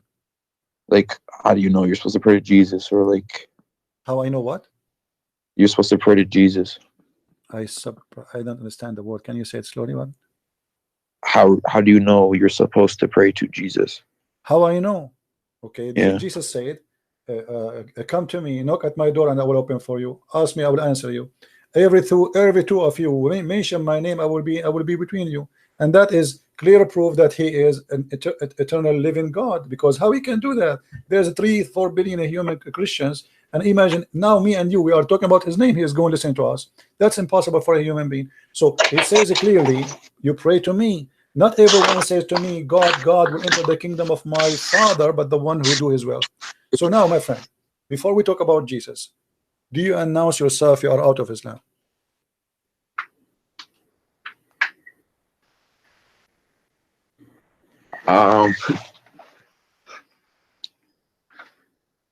That'll be kind of a big thing here. Why a big thing, my friend? Listen, you are a person. God, he gave him a gift. It's called a brain, and your brain was functioning. So now your brain will stop. Be honest with me.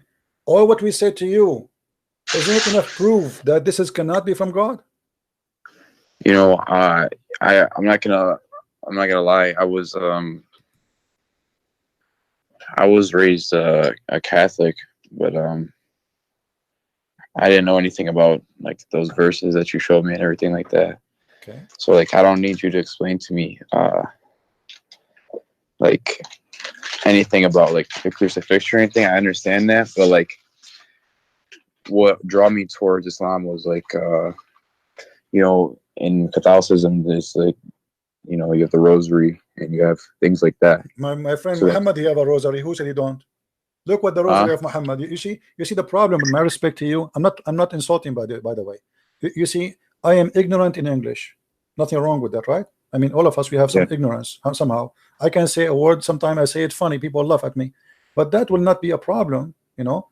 But here we talk about God, which we cannot be ignorant about God. Muhammad, he took the rosary too from the Christians. He said to you, if you say the word of Allah 33 times, you go to heaven, Allah forgive your sin. And then he says the name of his God is 99, which is the rosary. 3 stones plus 3, 30, 33 is the age of Jesus. If you look at the rosary, have three stones, and then have 30 stones. That is the age. That is the age of Jesus. I'm not. This is what Islam is about. I'm not. You see, once I sat with the sheikh, long beard. I mean, this guy. Look, I did not shave his beard for maybe 15 years. He is an old. I respected this guy. He is look very decent, and he have a rosary in his hand. And I sat next to him. You know, we were visiting like a castle, and I said to him, "Assalamu alaikum, uncle." He said, "Wa alaikum assalam." He said, "What is this rosary with you?" He said, "To praise Allah." I said, "Where do you get this from?" He said, "What do you mean?" He said, "Like you Muslims, where do you get this rosary from?" He said, "I don't know. We do. I took it from grandfather. All of us, we do that." I said, "Isn't it Jesus? He has the age of 33 years in earth." He said, "Yes." "Isn't it Jesus? He spoke that according to Christians, the Father, the Son, the Holy Spirit." He said, "Yes." I said, "Count the words. Count the stones. The Father, the Son, the Holy Spirit, and then the 33 years of the age of Jesus. That is your rosary. You are praying, you are copying from the Christians without knowing. And this is the same as Muslims. Muhammad is nothing but a thief. Everything he have is a theft. The story of Alexander the Great, the sunset in murky water, is a story written by a Syrian person, Syrian, not Assyrian, Syrian person who wrote a fictional story about Zulqarnain. The story of the cave is a story written, a fiction story written by a Syrian bishop, Aramaic bishop, about how the Christians are humiliated and later will be victorious. Muhammad took it, put it in the Quran. Everything Muhammad he have is a theft. So my friend, I want you to be honest with me. Today, this moment is a moment of salvation. I'm asking you, are you brave enough to say the truth, that there's no way that this is from God? Well, I know that those, what you showed me, like about the sun and everything like that stuff's not true. Okay, if only one thing in the Quran not from God, that's mean the Quran is not from God. What about satanic verses? What about nobody have authority over my followers? What about Muhammad being bewitched? What Muhammad imagined himself having sex, but in fact he did not? I mean, come on. What about the sperm coming from the backbone? What about the sperm coming from the ribs? What about whoever have orgasm first, the baby will be a boy? I mean, I can count for you endless. All of this will not make you say I am out of Islam.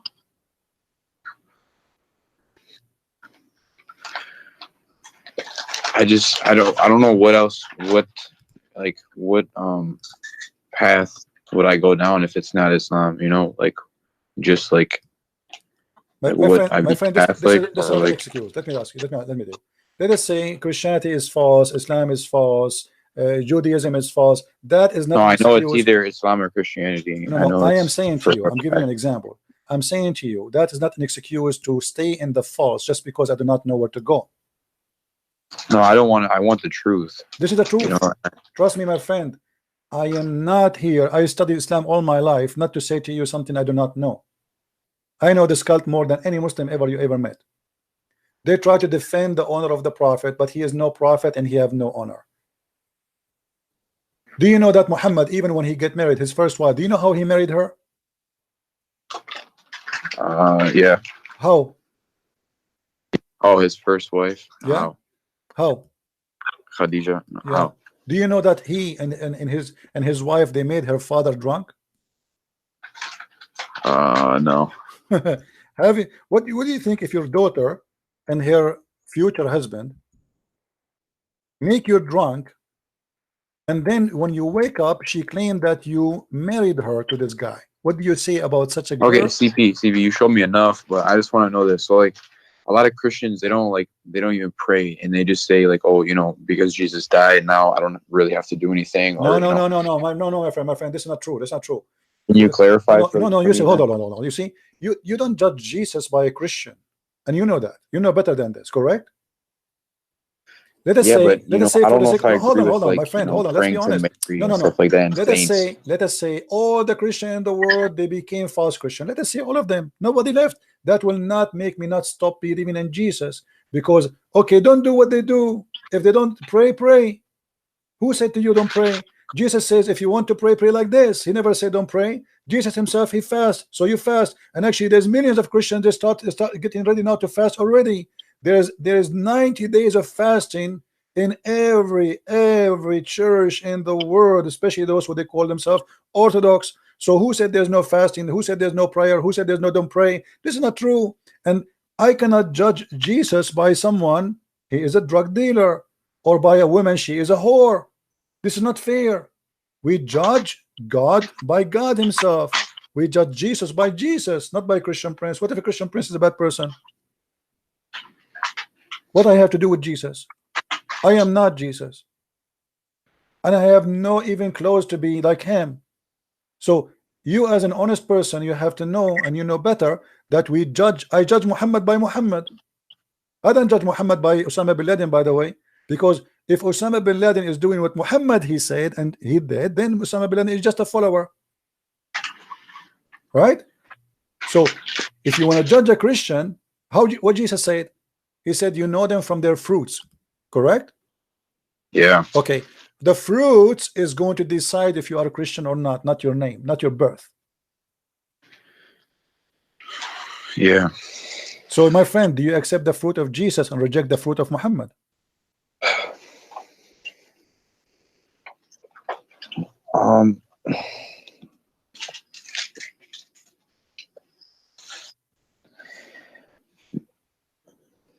Okay, one more thing. Look, you know, there's strong evidence that, you know, the original way the Jews used to pray was just like how the Muslims pray today. So that would have, you know, Jesus prayed that way, and along with his teaching, doesn't that go more with Islam though? My friend, Why don't Christians pray that way anymore? hold on. You are smarter than this. Let me tell you something.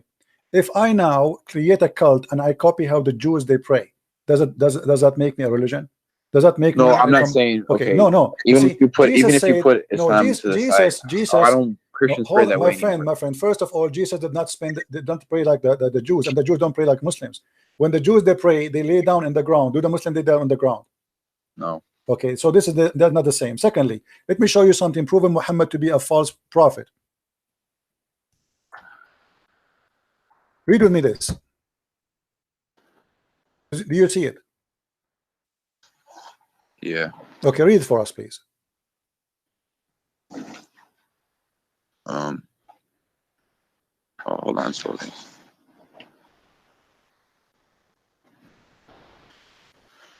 The messenger of Allah used to stand up for a funeral until the corpse was placed in the grave.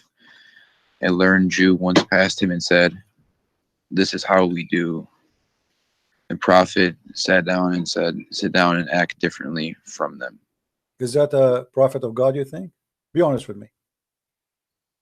A Jewish guy, he walked by, he said, "This is how we do it." This is a song, you know it. This is how we do it. And then Muhammad said right away, sit down, act differently. If this is how they do it and this is the right way, who care? You change the way you pray just because a guy he said this is how we do it.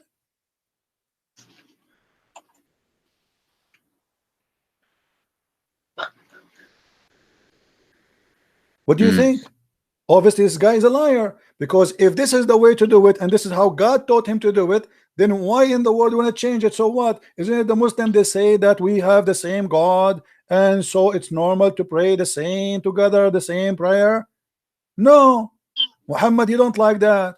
Muhammad in a second he changed the way the prayer is, just because a guy walked by and he is a rabbi, and it says here, read carefully with me.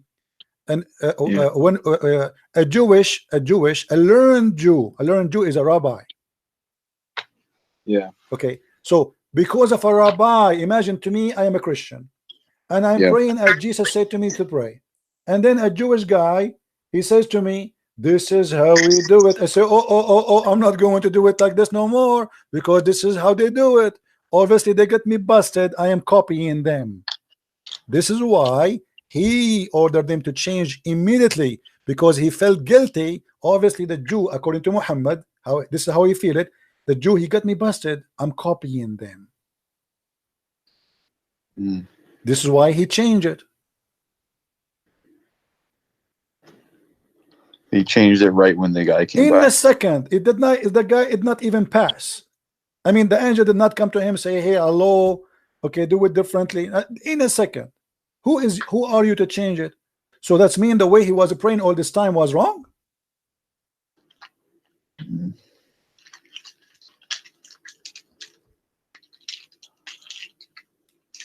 So what do you say, my friend? I invite you right now to denounce the devil and his religion, which is Islam, and to accept the Messiah as your savior.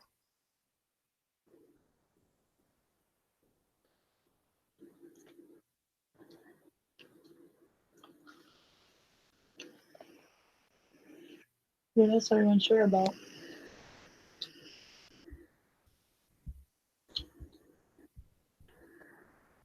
I accept him. Hallelujah. Hallelujah. May the Lord bless you, my friend, and bless your family, and bless all your wife. And I hear people around you. May the Lord guide you and keep you in a strong faith, and don't ever let the devil deceive you again. My friend, the devil, he come to the good hearts from the good window sometime. The Lord, the Messiah, he said, he come to you, they come to you in a clothes of a sheep, but they are wolves. And this is what Islam is about, is nothing but a wolf. I'm so happy for you. Look at the chat. The chat is boiling. There's 1,300 people. They are praising the Lord for your salvation, my friend. What do you want to say to them? Thanks for your prayers, guys. Thank you very much. I'm really happy to have you.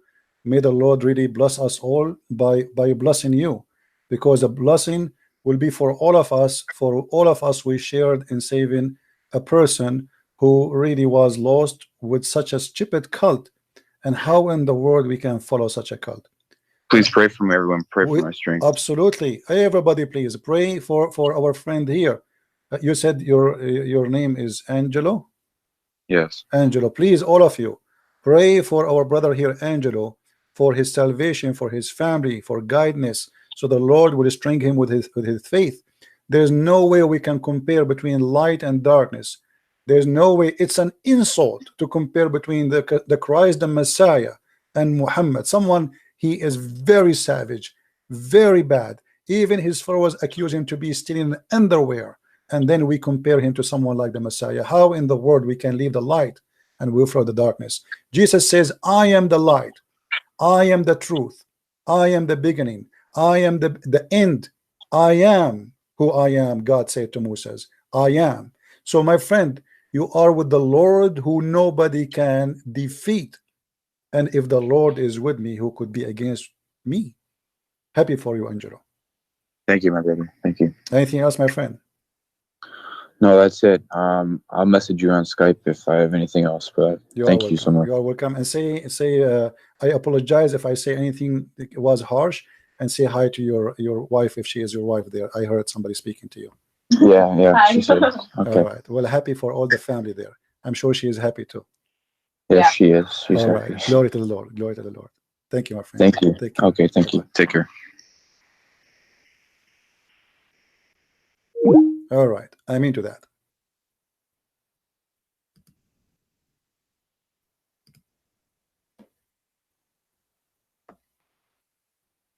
Sometimes you don't know what to say.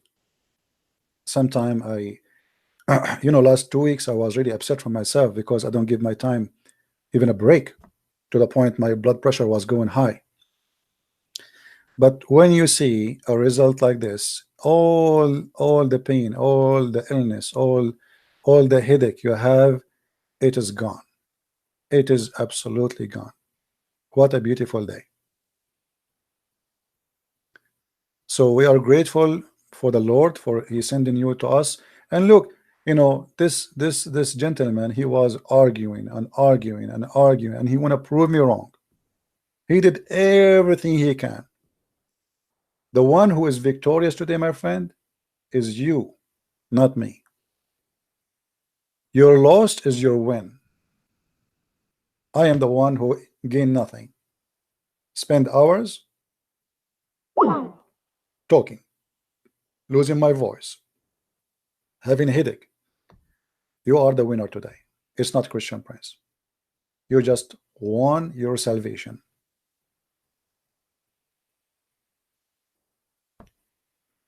This is why we say to the Muslims, we don't hate you, my friend.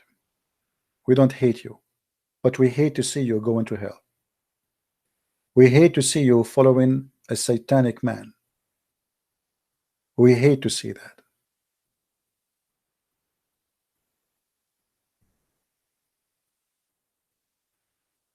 Always remember one thing. If you are a Muslim, if Muhammad is from God, why he don't act like the man of God? What the Muslim they say to us about Muhammad, amazing stuff. The fact, all the amazing stuff they say, it's disgusting. The Prophet, he ordered to free the slaves. The Prophet, he did not really order to free the slaves. He was making slaves. Bilal himself, he spent his life serving Muhammad as a slave. Muhammad, he had slaves just for sex. And there's a famous one, her name is Mary the Copt.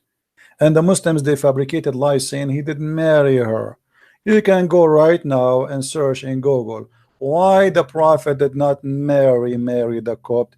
The Muslim, they will say to you, because she did not marry her, she was his slave. And those are fatwas. Just for fun. This man enslaved people just for fun. He is a satanic person who seek power and sex. Imagine a guy, he make verses saying, any woman, she want to give me her private part. How disgusting. Even Aisha in the hadith, she said, isn't it a woman ashamed to give herself?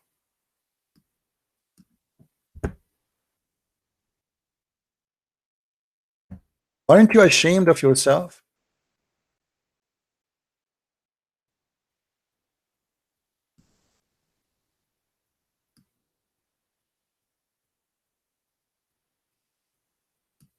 And look how Aisha, she is not stupid, she is young, yes, but she noticed that Muhammad is nothing but a scam.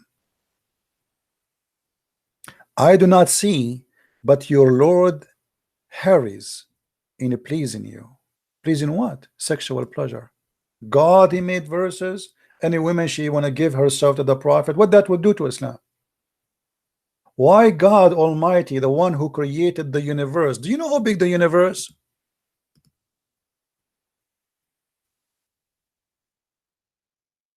Imagine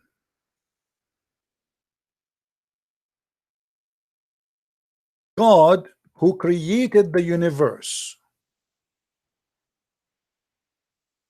He make verses and chapters about how we can satisfy the sexual desire of a man. His name is Muhammad. God saying any woman, she want to give herself to the Prophet so the Prophet can have fun. But the Prophet, he have many wives already. He is not like a Christian prince who is single. I mean, what that will do to Islam? What does have to do with God? How that can be from God?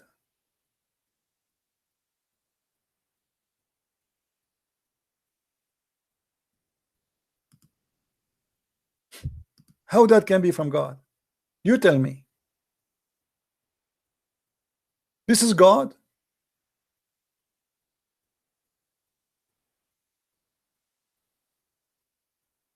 And you know the funny that the Muslims, they try to flood us with statements like the Quran. Who can you make Quran like this? I know I cannot, to be honest with you.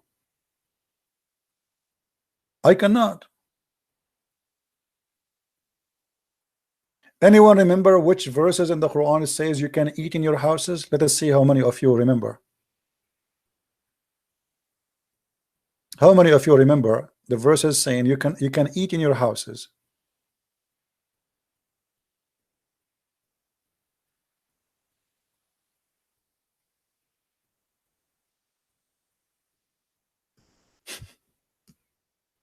This is God.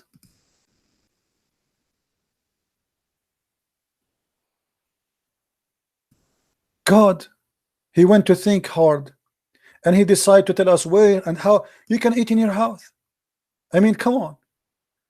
I mean, if God is not God, how in the world he come with such a knowledge that we can eat in our house? Thank you. I really thank you. This is amazing wisdom. And not only that, if your leg is broken, you can eat in your house. If you are blind, you can eat in your house. I mean, before that, we do not know this. This is God. This is wisdom. Who can make Quran like this? No blame is there upon the blind, nor blame upon the lame, nor any blame upon the sick, nor yourself. I mean, when you hear this, you think we're going to talk about going to nuclear weapon attack or something, and suddenly it says,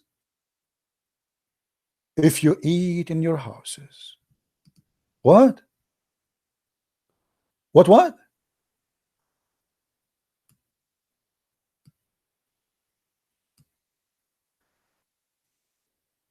That's astonishing. That is science. That is discovery. This God, he spent centuries thinking about how to make this verse. And not only that, brother, especially if you are blind, brother, it is not a sin to eat in your house, brother. Why the blind before he used to eat where? I mean, if I cannot eat in my house, where I can eat? In the restaurant? Where before Islam people used to eat?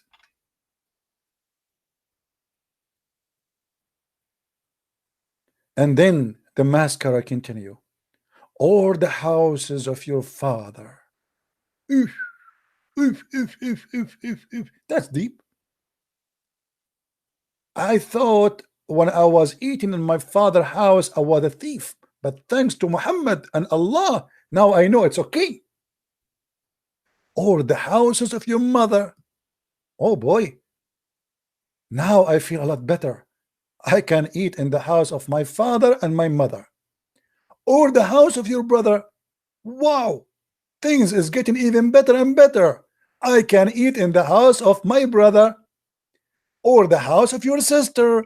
Hello. You think Allah is not fair? Here we go. You can eat in the house of your brother and your sister. Or the house of your father, brother. Oh boy. Even the uncle is not forgetting. Are you going to continue? What about you say the auntie? And then, yeah, he said, actually, read it. Or the house of your father, sister. Like, what the heck? Or the house of your mother's brothers. What? This God, he looked like my grandma drinking coffee with her old lady friend. My friend, did you know what happened to this girl? She is going to divorce.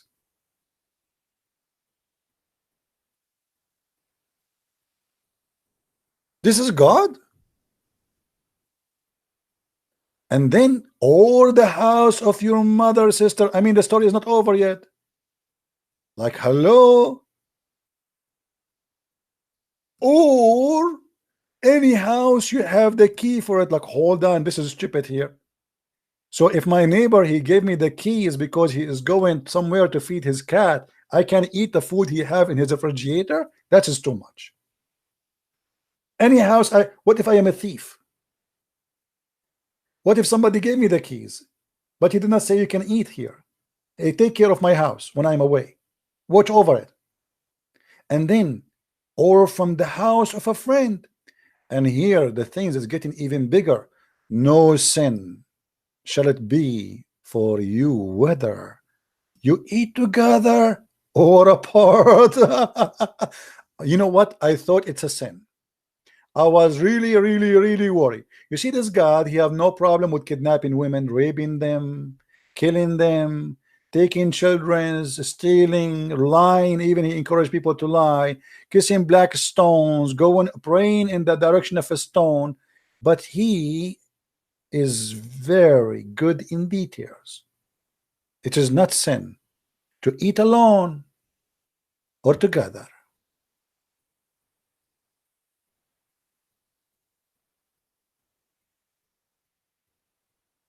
What more you want? We have a Muslim, I guess, trying to call me. Hello? Hello? Yes.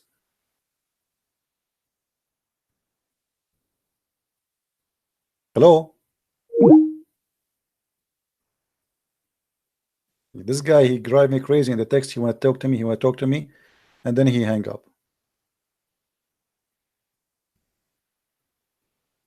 Hello? Hello? Yes.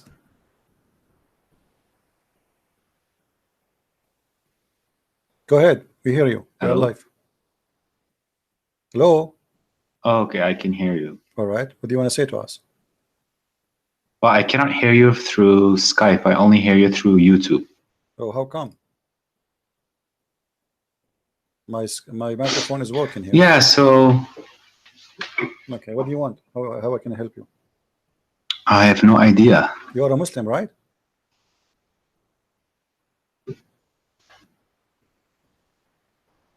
Hmm?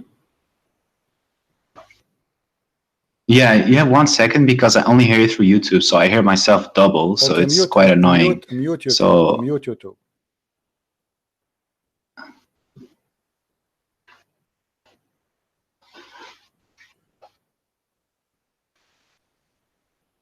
I muted YouTube, but I don't hear you through Skype, so that's the Well, only trouble I I don't have. know what the problem, my friend. My Maybe I need to change Okay, some what settings about now? What where I about can now? allow Okay. Do you hear me now? their voice to come through Skype. Do you hear me now? Okay, we will take another Muslim. Sorry. Hello? Do you hear me now? Their voice to come through Skype. Hello? Do you hear me Yes. now? Do you hear me, my friend? Hello? Yeah, do you hear me? Hello. Sorry. Just a second. Sorry. Can you hear me? I do. Oh, hey, brother. Hey, my friend, how are you? Are you a Muslim? Oh no, I'm a atheist. Oh, you're an atheist. Well, I am out of bananas today. Sorry.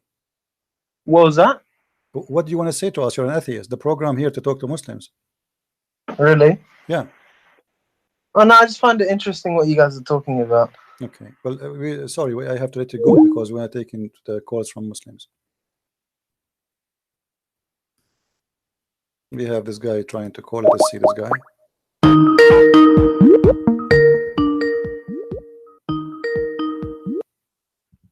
Hello. Yes, Abdul. How are you? Yes. Do you remember me? Sure, I remember you. You are the funny guy.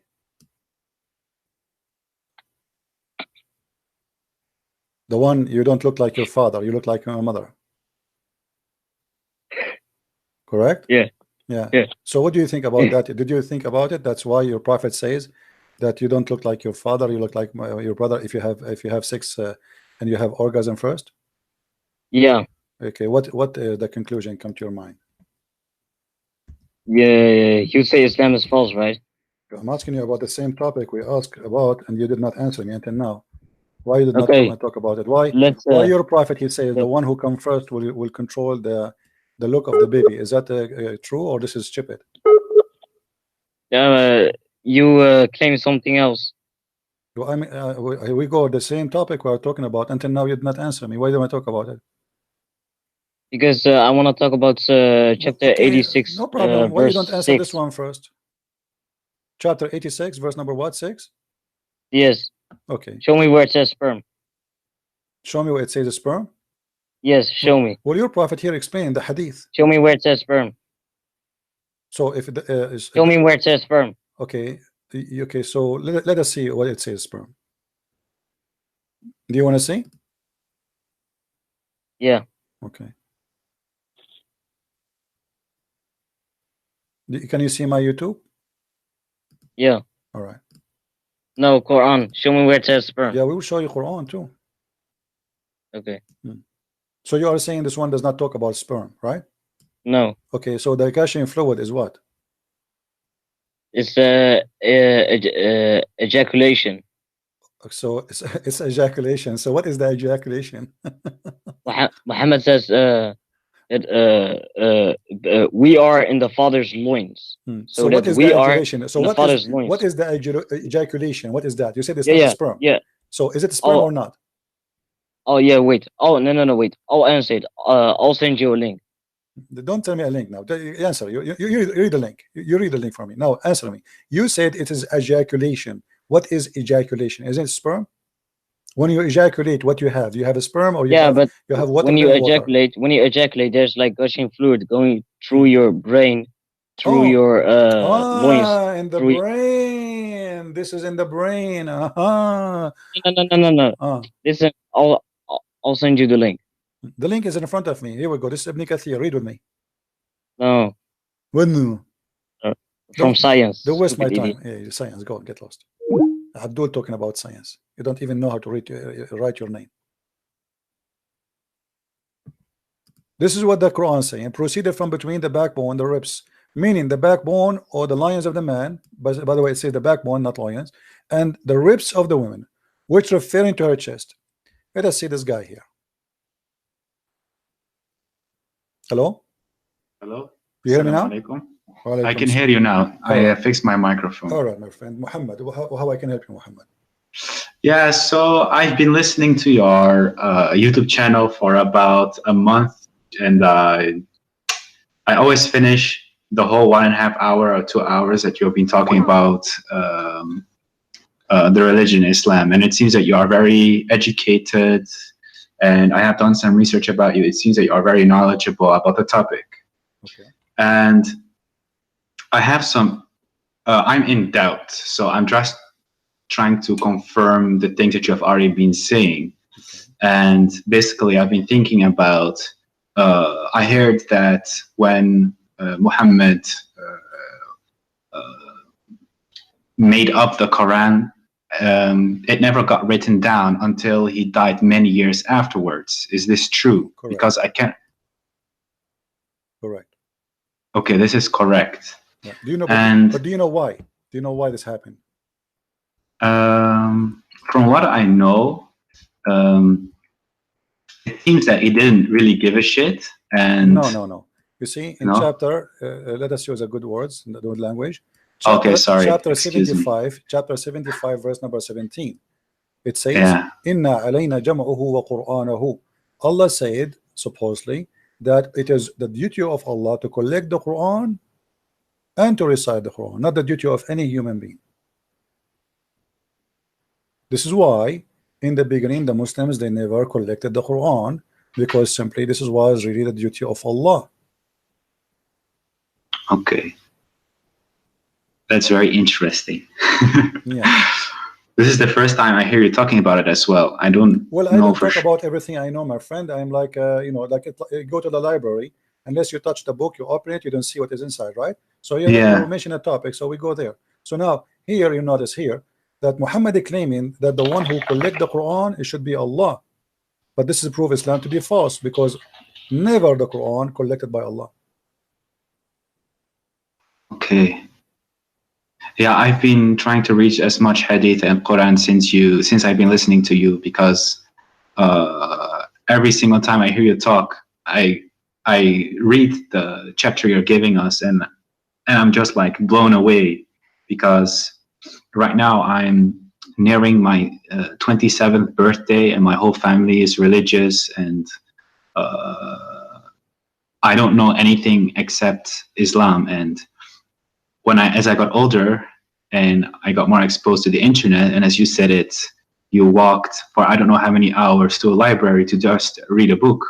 When I came, when the internet became very available to me and I started researching my own religion, I felt that this is strange.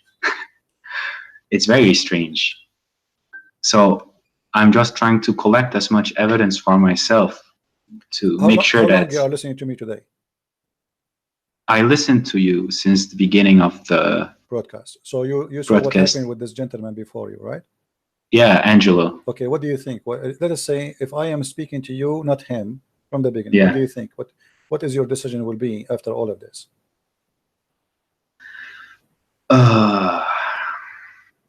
It seems that every single thing that you point out is accurate. I cannot deny it because it's plainly written there, and I can understand Arabic a little bit, but when I go by word for word and I read what's there, it says just exactly how you say it. Some things get lost in translation. It almost seems that somebody is trying to cover up someone's behind because there are a lot of mistakes. So what that will lead you, my friend? You are, you are a smart person. You are watching. You are seeing. I never said something without showing proof. Correct? Yes. And all is from yes. Islamic website, Islamic translation, Islamic print, Islamic reference. Nothing. I don't use the Bible to prove anything. Yes. Okay. So now what you with your you are a growing man, and you are watching for long. Not only this video today, you are watching for long. So isn't it enough after watching all what I showed? Isn't it enough to prove to you that Muhammad, there's no way he's from God? That's true, but I have a lot of family members who I have discussions with, and sometimes it gets quite heated, and then I try to help others as well, and I try to see whatever I think is wrong or right. And it seems that sometimes they are still trying to, they're still able to convince me somehow. Look, like how? Give me an example how they can convince you. Like what?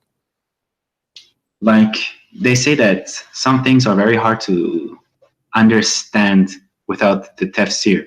But when I look at the tafsir, it seems that it's also rubbish.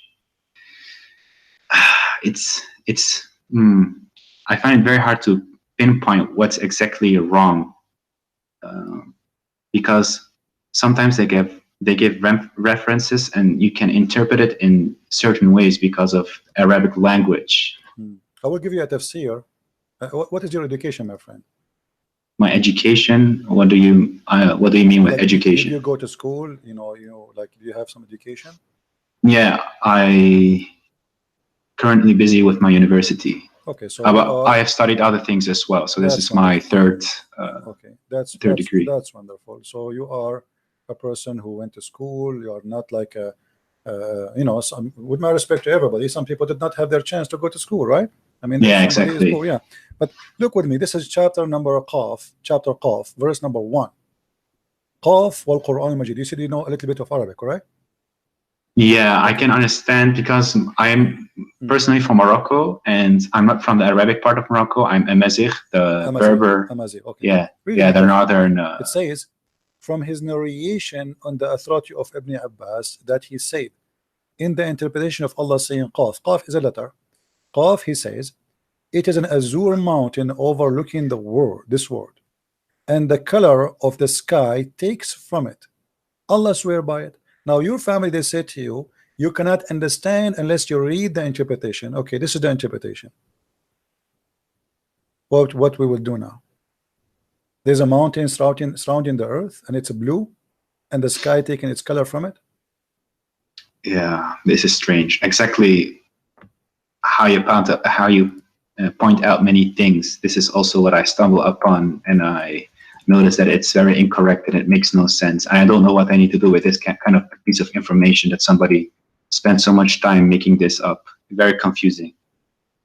And there is no reason for somebody as a Muslim to lie about his religion, right? I mean, those are scholars, those are not Christians, right? Yeah, and exactly. Yeah.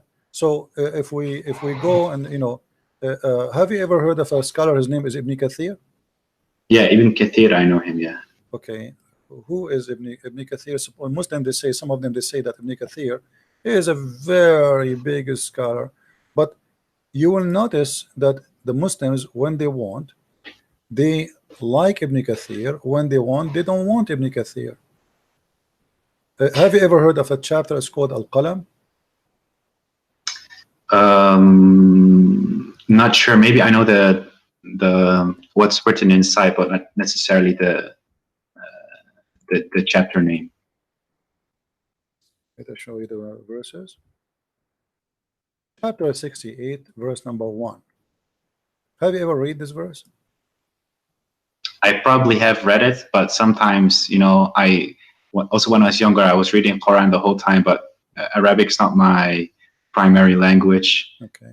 So I read it without knowing what it actually says. Okay. Well, if we go, let us see if we can get the interpretation for it in English. This is a chapter 68, verse number 1. Let us go here.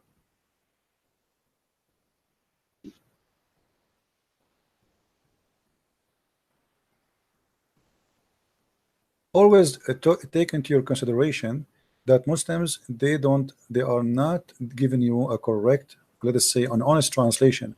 Ibn Kathir in Arabic is not the same as in English. If we read here, it says, by the pen, apparent, meaning that he's referring to the actual pen that used to write. But here there's a verse before it says, Qaf, and the similar to them from the individual letters that appear in the beginning of the Quran chapters. This has been discussed in length previously, and there's no need to repeat. When you see translator, they say that it's mean he is hiding something. Let me show you what he is hiding. This is Ibn Kathir in Arabic.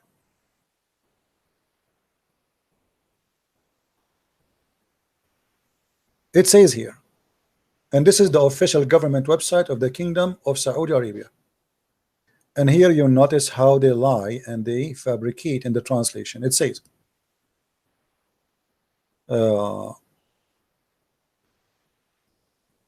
نون هو حوت عظيم على تيار الماء العظيم المحيط. Do you understand what I'm saying, or you don't? Not really. Okay. I catch no ball. Noon is a big whale on the ocean, and he is carrying the 7 earths, as the Imam Abu Ja'far ibn Jurayj, he said, ibn Jarir. And then he continued, says, Allah, he created Noon, and he made the steam go up, and then from there he opened a hole in the sky, and he made the earth flat, and all of this in the top of the whale Noon. And then Noon, he start moving, so the earth start moving and shaking. So Allah, he decided to put mountains in the top of the earth, so the earth will not move. Where we can find that in the English translation? It's gone. Period. Yeah, I also experienced this. You are completely right. Yeah, and here let me show you. If we go to the chapter Moon, the same chapter we are talking about, okay, which is 68:1. If we go here,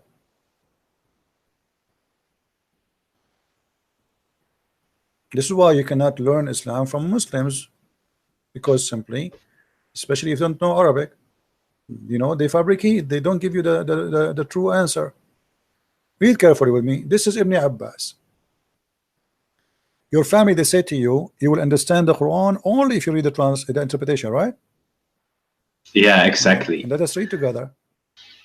And from his narration and the authority of Ibn Abbas, that he said regarding the interpretation of Allah saying Noon.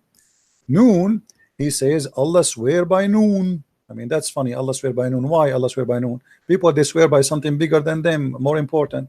Then, which is a whale that carries the earth on its back while in water, and beneath which is a bowl, and under the bowl there is a rock, and under the rock there is a dust, and none knows what is under the dust save Allah. Here, look at look at the honesty. Like, come on. I mean, we know everything, and behind the dust we do not know. Don't ask me, please. That's it. You know. So what is this? This is religion. The Muslims are reading this for centuries, and they believe in it.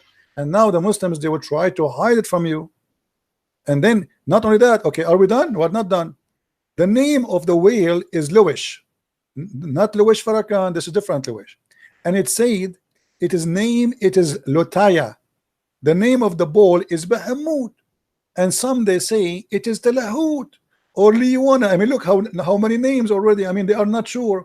And the whale is in the sea called Adwad, and it's like a small ball in a huge sea. The sea is in a Hollywood rock whereby there's 4,000 cracks. Imagine they knew even how many cracks there.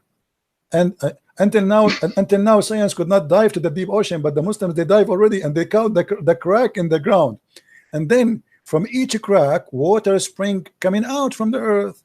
And it's, are we done? No, we are not done. And it's also said that Noon is one of the name of Allah. Like, what the heck? A second he was a whale, now it's a name of Allah. I'm writing this down. This is the most interesting bedtime story I've seen past months. I've been listening to you. Well, my friend, keep listening, and you will hear every day a story. Islam is nothing but a madness. And you know, look, I mean, the story continue, but you see how they hide in the translation in Ibn Kathir. In Ibn Kathir in English, we cannot find this. We can find it only in Arabic. So you need to ask yourself, why the one who translated the interpretation, he did not translate? Because it's very embarrassing. This is obviously, it's very embarrassing. So we cannot translate that to you, otherwise everybody will laugh at us. Yeah. Oh my God, man, this is like a whole new level of stupidity. I mean, most of the time I lay in my bed and I hear your stories, and I'm close my eyes, I off my phone, I can hear you talk, and I laugh sometimes because it gets so hilarious. But this, the more I keep digging, the more I feel that there is no. So my friend, you just called Islam stupidity. So why you don't say I am out of Islam? Yeah, I think I just needed this confirmation. Okay, so I think I don't feel Muslim at all. So can you say I am out of Islam? Yeah, I can say it. I'm out of Islam, that's definitely. Beautiful, my friend. That's beautiful. I'm so happy for you. Very happy for you. Thank you. Now I want to ask you a question. What do you think about Christianity? I mean, I studied a lot of science during school, and I have my own questions regarding God. I don't know if there's a God. I don't know if there's not. I'm not decided. I'm not atheist or whatsoever. Okay. But there are so many religions. So to me, it feels like, did somebody create our universe, and so on and so on. I just don't know the answer, and I'm searching for an answer. Sometimes I feel that I have no connection to God. Sometimes I feel there's a higher power. My wife is Christian, and I always respect her religion, and I respect Christianity way more than Islam because it's way more peaceful. But when I look at the past of the religion, it seems it has not always been so peaceful. So I have my questions, but when I listen to you, it almost feels like you're not associating yourself with a past which has a lot of bloodshed and so on, but you just have it seems that you have a personal connection to God and Jesus. Let me correct you, my friend.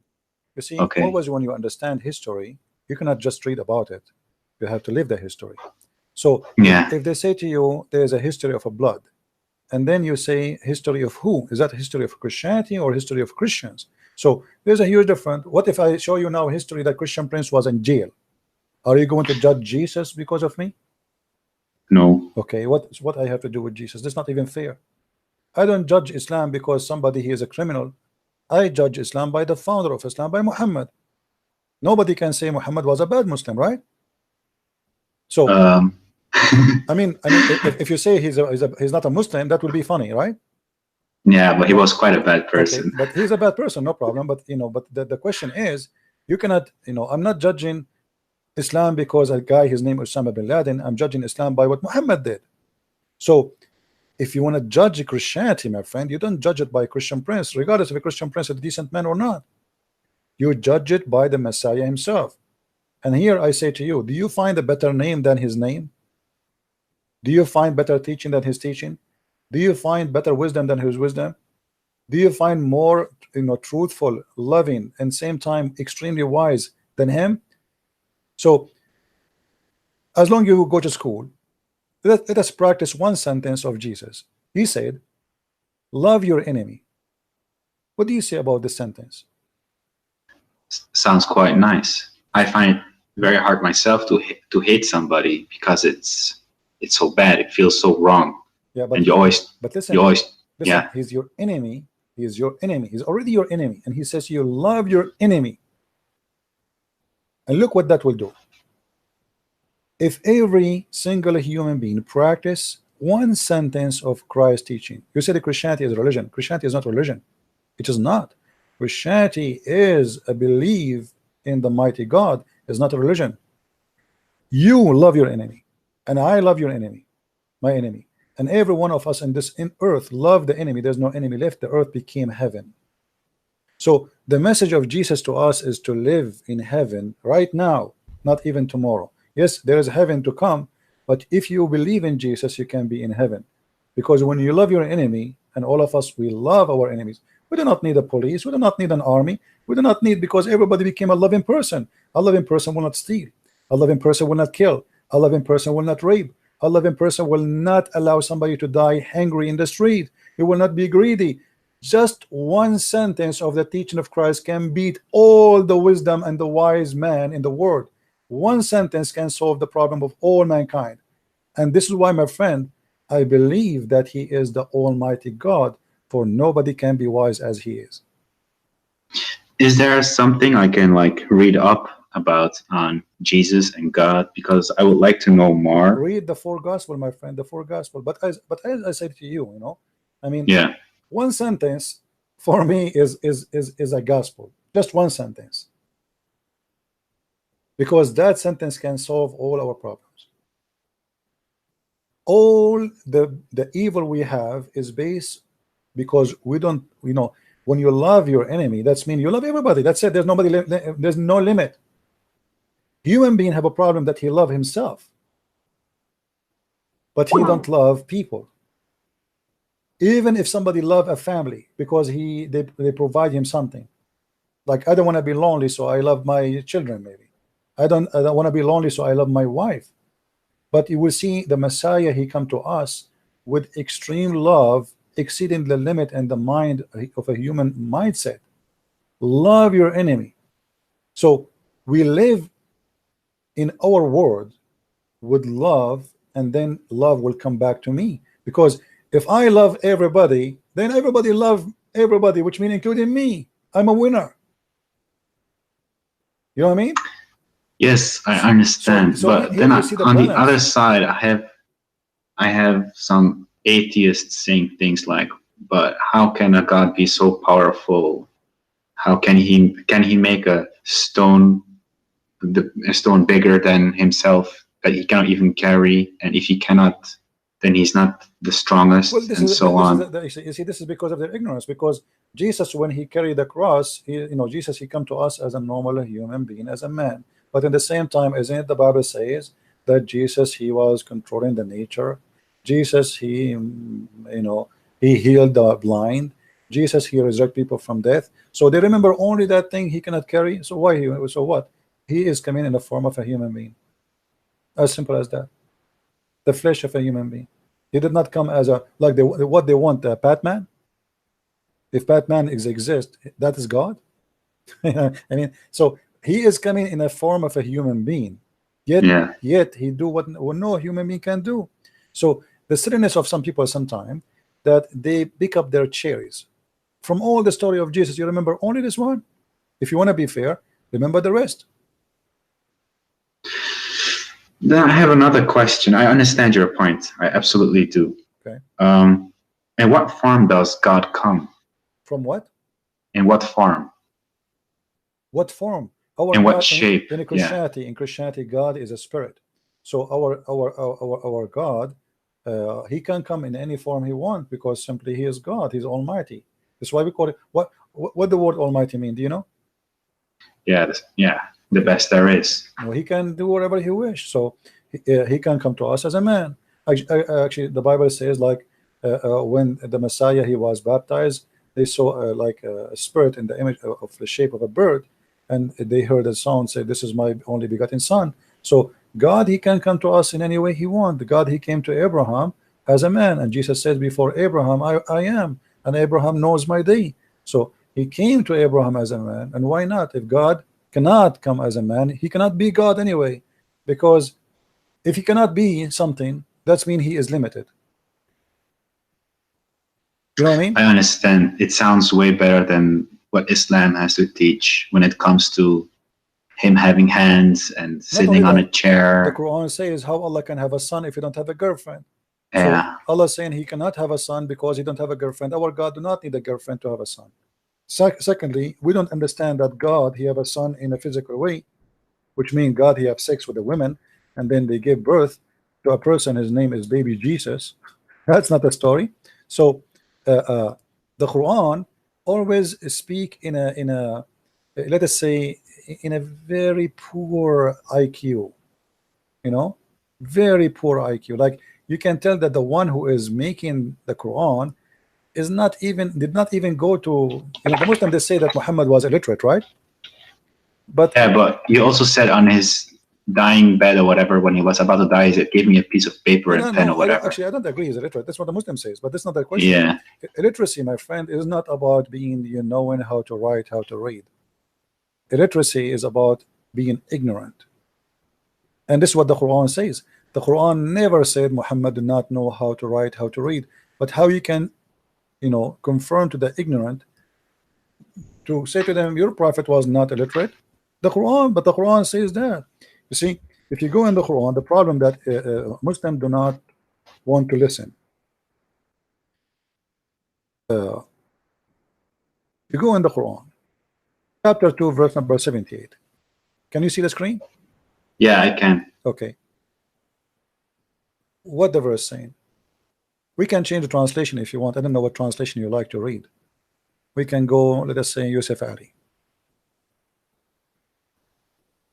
Yeah, it's any translation is okay with me. All of them, they are wrong, by the way. I don't take any one of them. But you know, as always, we say customers come first. You know, this is customer first policy. Okay, this is Yusuf Ali.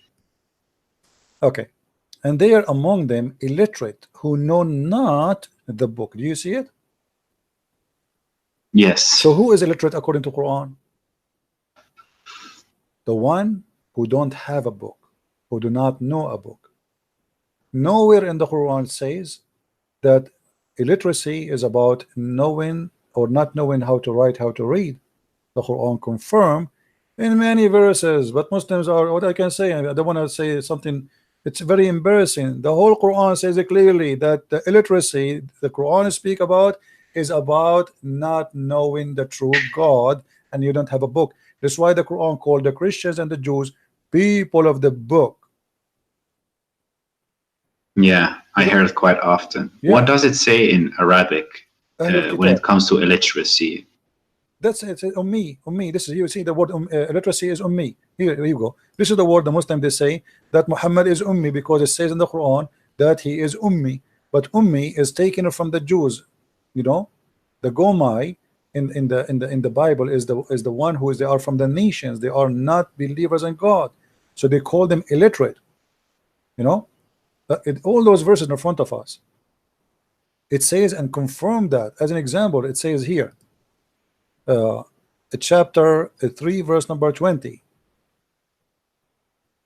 they say, and say to those who were given the scriptures, the Jews and the Christians, and those who they are illiterates. Do you see it? Yeah. Why they are illiterates? Because they're Arab pagans, they don't know a book. So here we can confirm that what the Quran and Islam teach about illiteracy is about knowing God. But those funny Abdul, they don't want to listen. So when I debate them, I say, okay, you want to say your prophet is illiterate? No problem. But I can't do, I give up.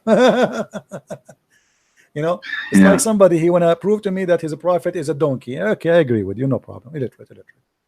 At the end of the day, he's illiterate because he is illiterate about the Bible, he is illiterate about God, he's illiterate about everything. And yet he claimed that he is the most knowledgeable person.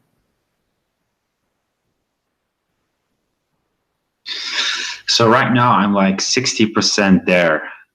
Like for 60% I believe it, but there's still like a big piece where I find it. My friend, you already left Islam and we are happy for you. Absolutely. So you know, trust me.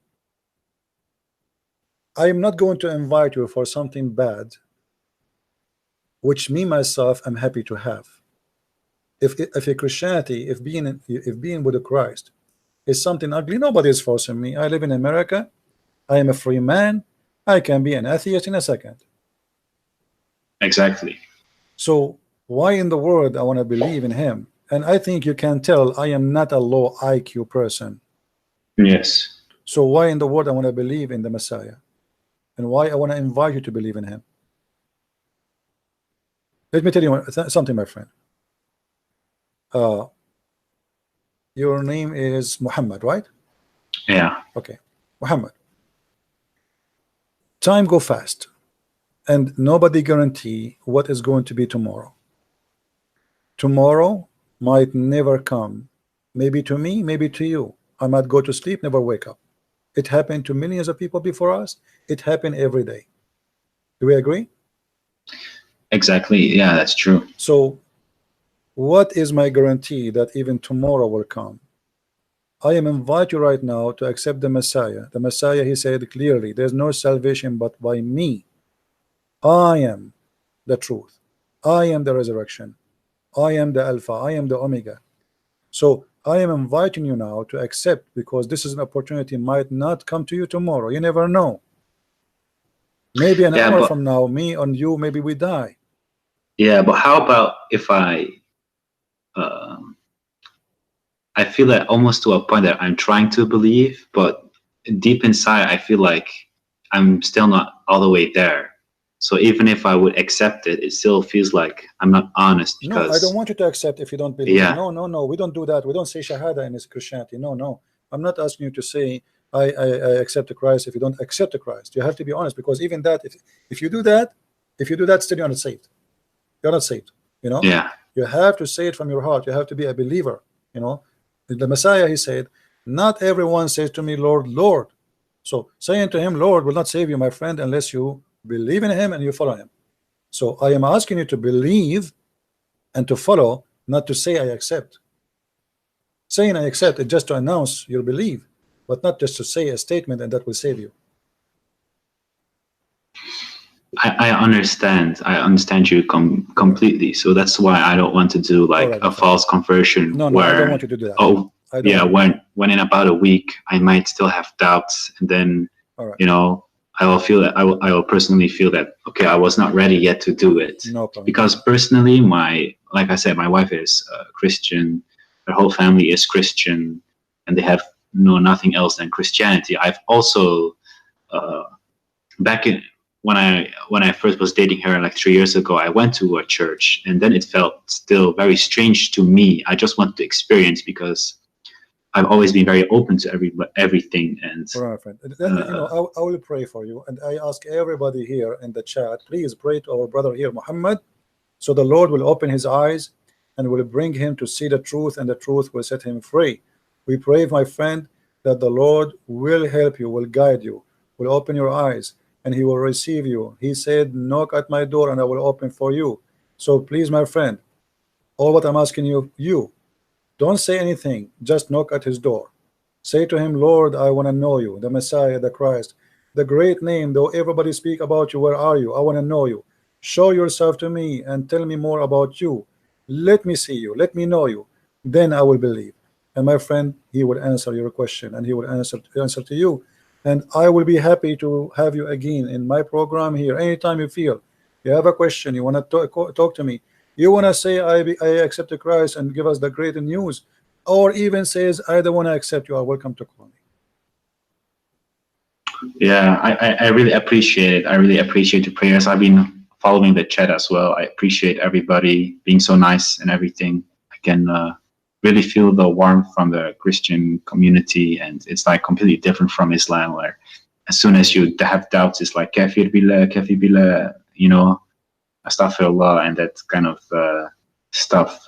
So I definitely appreciate all the prayers, but to a certain point I even envy people who have beliefs, because right now I feel like I'm without any faith. And like I said, I've always been searching, because sometimes I lay in my bed and I'm thinking, what is this all for? And it makes no sense. But then I'm thinking, I can just live my life and be happy. But right, my friend, there's always I'm happy for you. First of all, regardless what your decision. First of all, you did the right thing today. You decide to leave Islam at least, which means now you are ready to receive the good news. Because the first thing we need to do before we can build a house is to establish, let us say, the corners of the house, you know, the rocks of the house. And the rocks of the house cannot be built on sand. So now you got rid of the sand, and now you are seeing the rocks. So now you can build. So we prayed for you, and everybody is praying for you. And let us pray, all of us together, that soon the Lord, He will bring you, and He will make you, and He will help you to build your house. A house with your beautiful family, beautiful wife, children, to be all of you enjoying the word and the teaching of Christ. And you will see how amazing that life will be. Actually, there is something I did not share with anyone. All of you, you know, I was, for the last week, having very hard time, blood pressure. Even I bought blood pressure to see what's wrong happening with me. And I tried, I mean, really horrible.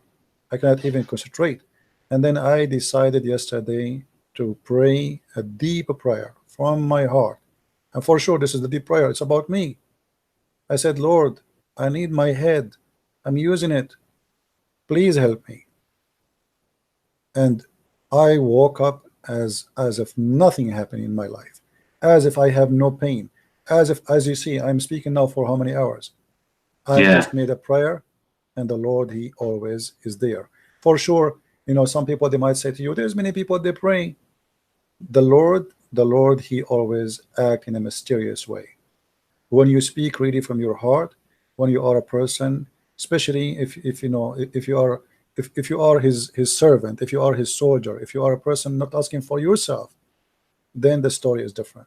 So don't think about yourself as much you think about what is right.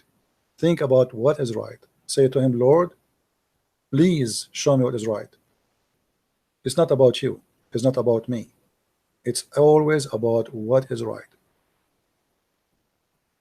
Absolutely. If there's a God, I would absolutely want Him to guide me and achieve the most I can in my life and make as many people happy around me as well. And from my profession, I'm a social worker. Helping people is the only thing I do.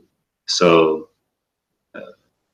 it's a nice feeling to help other people and to pray for other people as well. But the last time when I experienced such thing, when I was still religious, because then I still believed in some kind of God, and now, like I said, I'm still searching, and I really hope I can find God, and I will. My friend, I will be happy to receive. I'm not going to, because I feel like I'm putting pressure on you. I don't want to do that. So, no. I don't feel any pressure at all. Sometimes when I hear you talk to people, maybe they feel pressure to immediately convert. I don't feel that. I'm very outspoken, and I always try to be honest. And I also heard you yelling, Abdul. It's okay for me. It's maybe funny, but for you, you're having high blood pressure. You know, then I also feel very sad for you.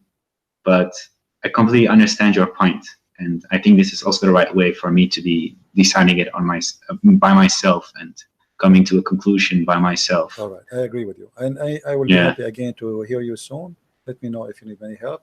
And with this, I want to say good evening or good night for you, and I hope to see good news from you soon. All right. Yeah. Before you go, I advise you to start reading the 4 Gospels. You know, just read them. But when you read the Gospel, my friend, try to read to know, not to judge. You know, which means try to learn. I mean, I'm learning now about who is this Christ, what He's talking about. So open your heart and don't be a person who is like consider this as a book of a novel, or this is not. So you have to read it in very special way, and try to live the story, not only to read the story. It's like, try to make it like as if you are watching a movie and you are in the movie, not a person who is standing in front of the screen. So try always, when you read something, the Messiah, He said, try to imagine yourself, you are between those audience, and then you can understand better. Okay, I will absolutely do that. All right, my friend. Thank you very much for calling. Anything I have one last question. Which language do you recommend me to read it in? Well, I don't know which best language for you. What is your best language? English? No, Dutch is my best language. Then you read it in the best language, because You have to understand it perfectly. Always translation, by the way, is going to give some limitation, but with with the help of the Lord, will be good. Is it possible to find it in the original scripts? Because you have to read it, and then you don't speak the language. Do you speak Hebrew? Do you speak Greek? No. But I know people who can, though. Yeah, but it's you who's going to read it, not them. Yeah. You know, so it's better to read it in the language, best language for you. Okay. And Christianity is not like Islam. You have like, they pray in Arabic, but yet you don't understand Arabic. I mean, you can pray in any language you want. You can pray even without saying any word. It's almost like Allah only understands Arabic. Right, because this is the God of the Arab. It's an Arabian religion. Yeah. Anyway, my friend, thank you very much for calling. Okay, man. Blessings to you. I hope you can manage our high blood pressure. Don't let those God is good. ignorant people make you angry. Always try to calm down and don't get your health like but you can. in a bad shape or whatsoever, because sometimes they can really hear you yell so much, and I feel so sad for you. So please, what we can do, sometime I feel sorry for them, and I lose at the end of the day, I'm a human like everybody, and you lose your patience. I mean, you repeat the same stupid thing and still somebody don't want to get, and that's what make you upset. Yeah, but they are so indoctrinated. But I think the small things that you say to them, it still plants a seed in their mind, and they will start to doubt. And as soon as they research themselves, that's what happened to me. Have you ever saw like a faucet dropping water for a long time? Yeah. Do you know what the faucet can do? A drop of water in the rock underneath is going to make a hole. Yeah. And this is what we do here. Exactly. Thank you. That's why I also try to do the same thing what you do to other people around me now that are also still Muslim, because I still see too many Muslim people do crazy things just because of their religion, even though they live in Western Europe and they believe in a faith which is not compatible with the life they're leading here right now, because of the riba and all the crazy things, the hijab, people missing opportunities, job opportunities, just because they have to wear the hijab. Parents hitting their children. I've seen everything myself. I've seen the bad side of Islam because I've lived it for so long, and it's really horrible to see it. So to a certain extent, most people don't even know how bad Islam is, and they have so many. So like you yourself look like struggling with Islam for a while, but you don't want to say I decide to leave it because. It's kind of too much to do that, like you are already listening to me and watching my videos.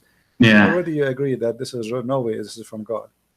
But you see here you need to take some change in your life.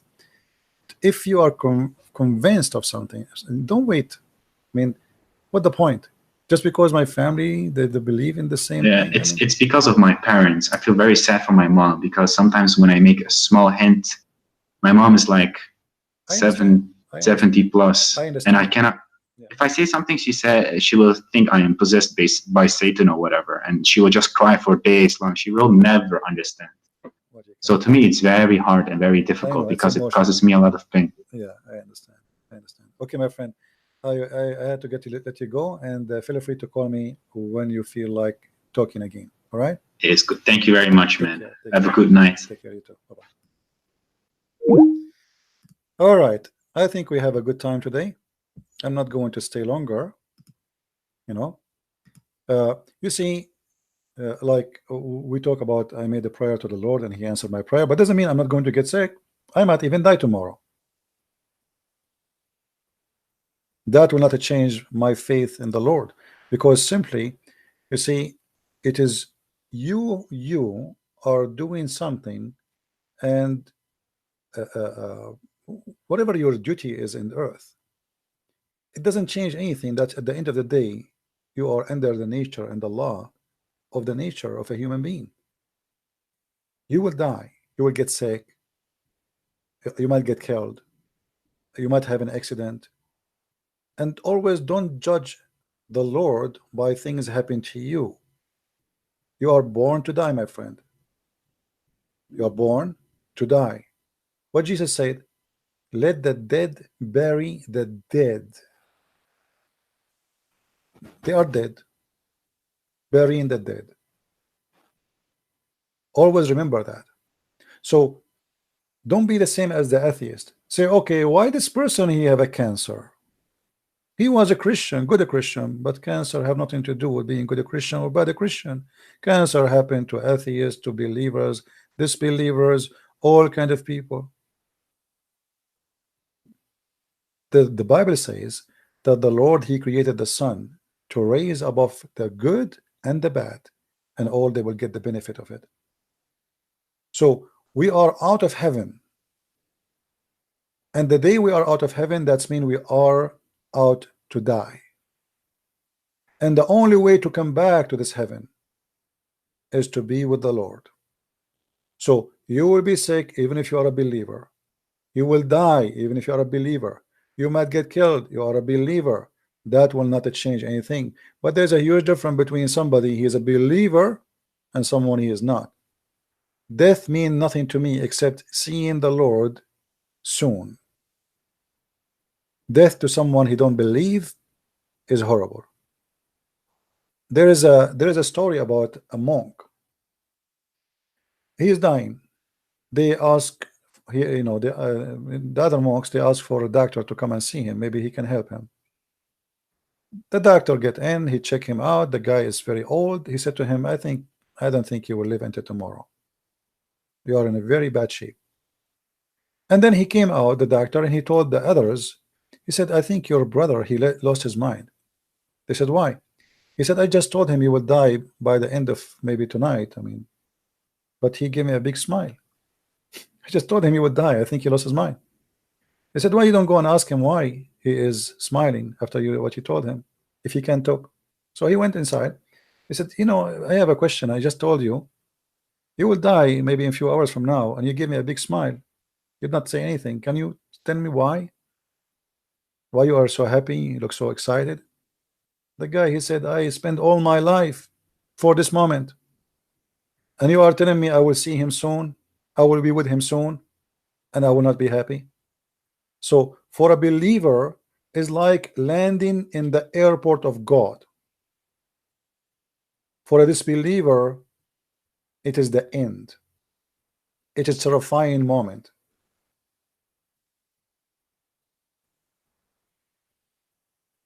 Which mean, even let us say a Muslim, they say atheists, they say whatever they say, Christianity is false.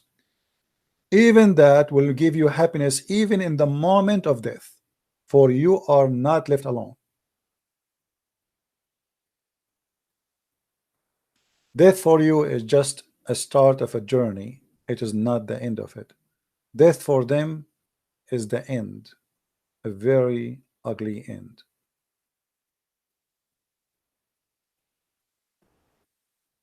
So for us as a believers, sickness does not mean God he hate us.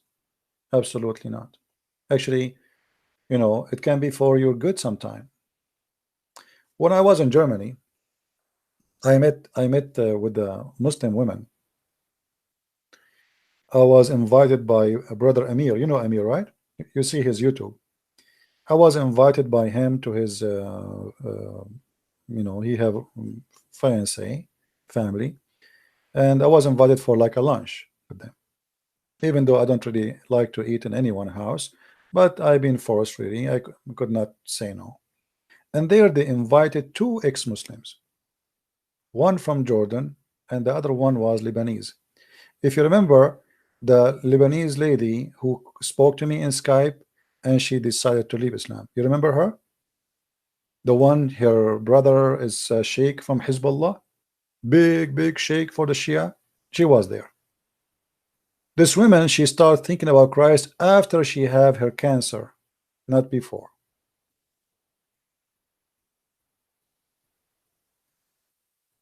Look, she should deny God. She have cancer. Oh, sorry, not cancer. Sorry, not cancer. I'm mistaken.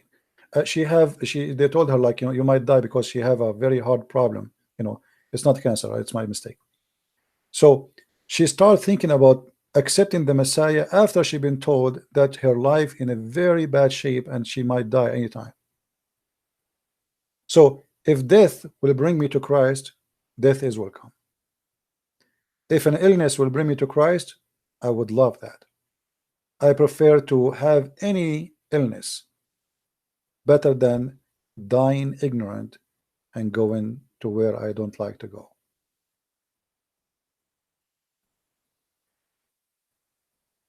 So everybody, he have, you know, let us say he received his ticket, he received his invitation in somehow, and some of us we we reject and we refuse, and some of us we accept with happiness.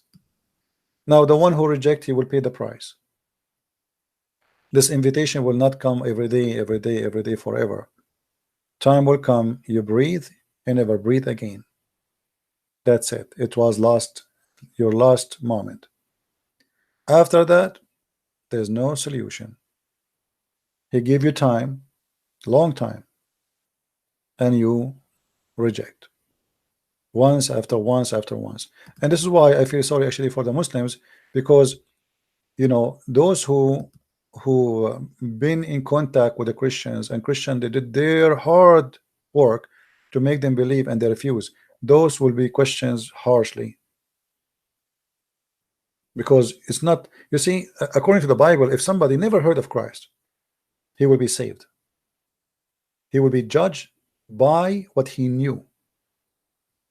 As an example, if somebody live in the jungle somewhere like in Brazil, he never met anybody, he knows the Bible, anyone, he saw a sentence from a Christ, it's not fair to judge him, to say, okay, you did not accept Christ, we will let you go to hell. No, the Bible speaks carefully, saying that those people will be judged by their knowledge, which mean by what God gave them in their heart. There is something God he gave you when he created you, to know what is right and what's wrong. By that little knowledge which you have, you will be judged, and that is fair. So a person who knew about Christ and did he reject, he will be judged badly, which means his judgment will be different. And actually, this is fair. If somebody have a, let us say, he's born with mental illness, he will not be judged. God is about justice.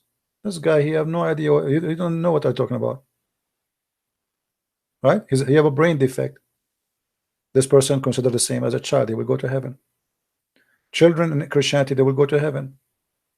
So you will be judged by your knowledge, and the Muslims already, they knew, they've been taught, they've been told, and they reject. So you will be judged, and the judgment day is going to come. And the irony is, the Muslim believe that the one who will come in the judgment day is Jesus. But Muhammad the deceiver, he gave them different image and different name and different look of Jesus, for he decided to replace him, for he is the devil. This is why Muhammad, he changed his name to Muhammad, from Qasim to Muhammad. Muhammad mean the praised one. It's obvious that Muhammad is the devil, for he is claiming to be the praised one. There's no way a prophet who worship God, he called himself the praised one. This is a godly name. The praised one is a godly name, is not a name to be given to a man. How Muhammad yet claimed to be a man who worship God, serve God, but yet he gave himself a God name. It's an insult to be called Muhammad, for that is a name of God, the praised one. What a satanic way to make people praise you, by calling yourself the praised one. If Muhammad is the praised one, who is the praised to? Allah? Ask yourself such a question. I want to say, guys, thank you very much for being here. May the Lord bless you. Don't forget to download the videos. As you know, we don't keep our videos for long. And those who do not know, by the way, this is a website here. I have my account there in minds.com. Until now, not many of you subscribe. After I have all those 1,000 subscriptions, still people don't go there. I don't know why. It's easy to log in, easy to create an account, and it's always good to have a backup account. And there I post my videos there, especially the one mostly like deleted, so you can find all reference, or at least you can find the name, you know, because you can search the same title for the last 24 hours and you can find the deleted video. So please download, log in that account there, or subscribe, and it's free. It's the same as Facebook and Twitter, and they guarantee freedom of speech. That's why I am there. They are not like Twitter and YouTube and Instagram. Even if you say hi, they say to you goodbye. There we can be free and we can talk. So I want to say thank you for being here. May the Lord bless you, and don't forget to pray to the gentleman who left Islam, Muhammad, and to pray to the other brother who accepted the Messiah, and he rejoined his family to be Christian and to worship the Lord. With this, Christ is Lord, Islam is false, and see you soon again. Take care. Bye-bye.